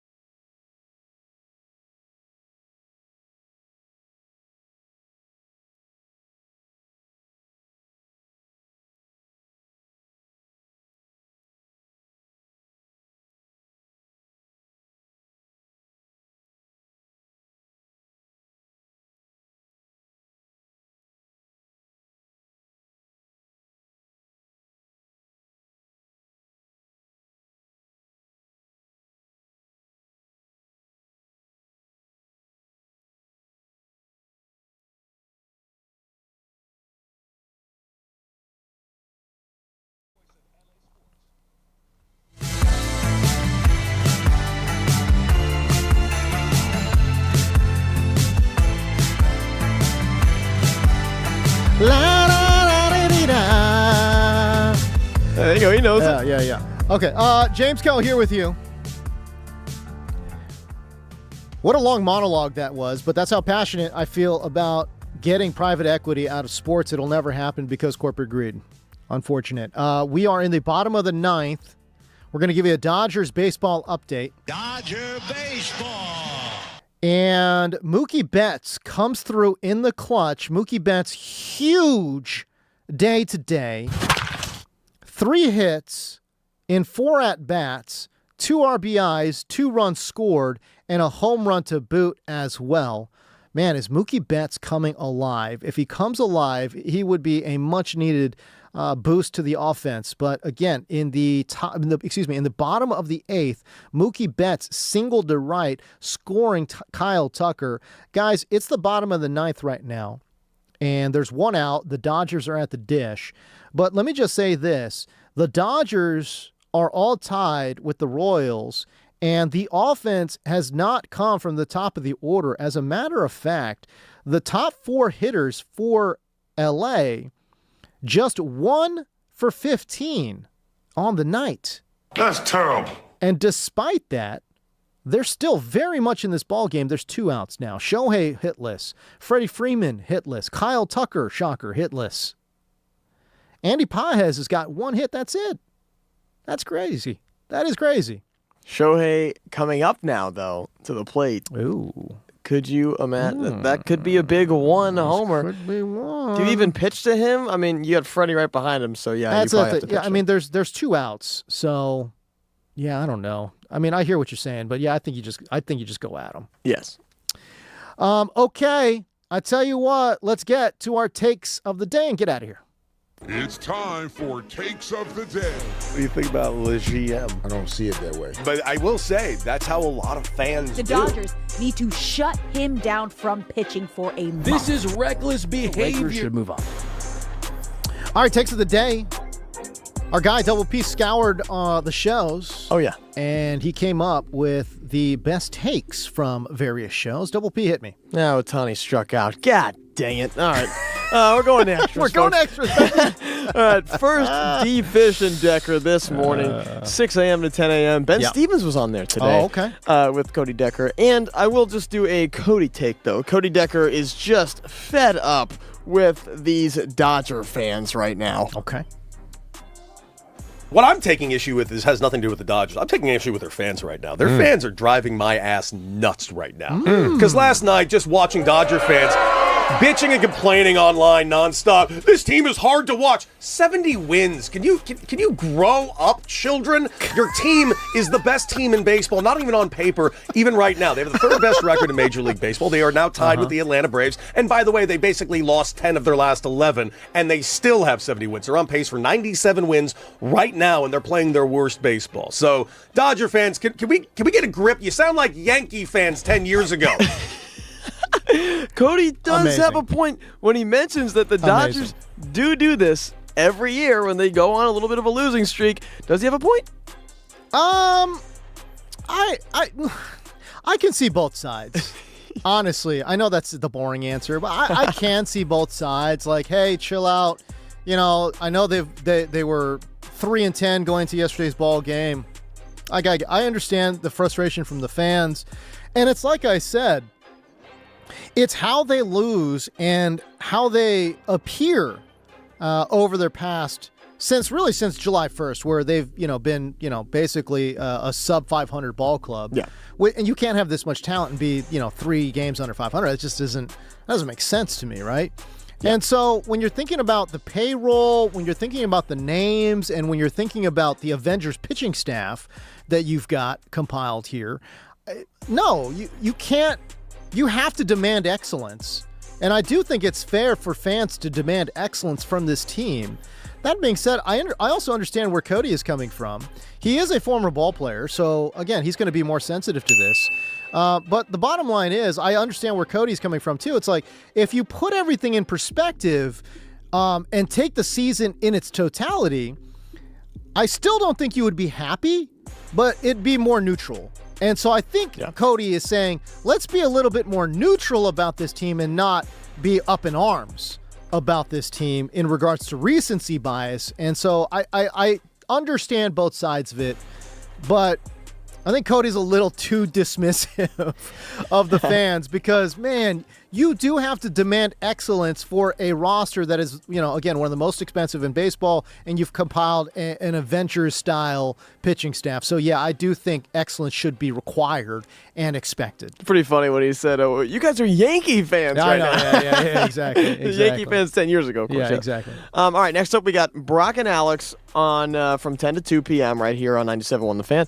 Here's Brock's take on how the Chargers need to appreciate Mike McDaniel now. Mike McDaniel rolling into town, turning down a head coaching job with Cleveland to be here says a ton, and there's also an understanding that Mike McDaniel will be a head coach again sooner rather than later, so we need to make the most of him being in our locker room and calling our plays offensively. So that's the Chargers mindset offensively. Yeah, I think that's a great take by Brock. I do. I think that's a absolutely wonderful take. Hopefully Mike McDaniel is the kind of guy that will help elevate the offense in general. And I think there's a lot of optimism that happens. I have said this a lot about coordinators and just head coaches in general, that head coaches who turn into coordinators are very valuable because practice times are limited. And what I think most fans don't ever think about is how limited practice time actually is. So you have to be extraordinarily efficient with that practice time. And when you've got a head coach, one of your jobs is basically essentially time management. And so when you've got somebody who is so efficient at time management, and we're talking about pretty much every single head coach that is worth anything, and that's certainly Mike McDaniel. I mean, not the worst of the worst guys, like there are obviously dudes that were just absolutely horrendous and awful.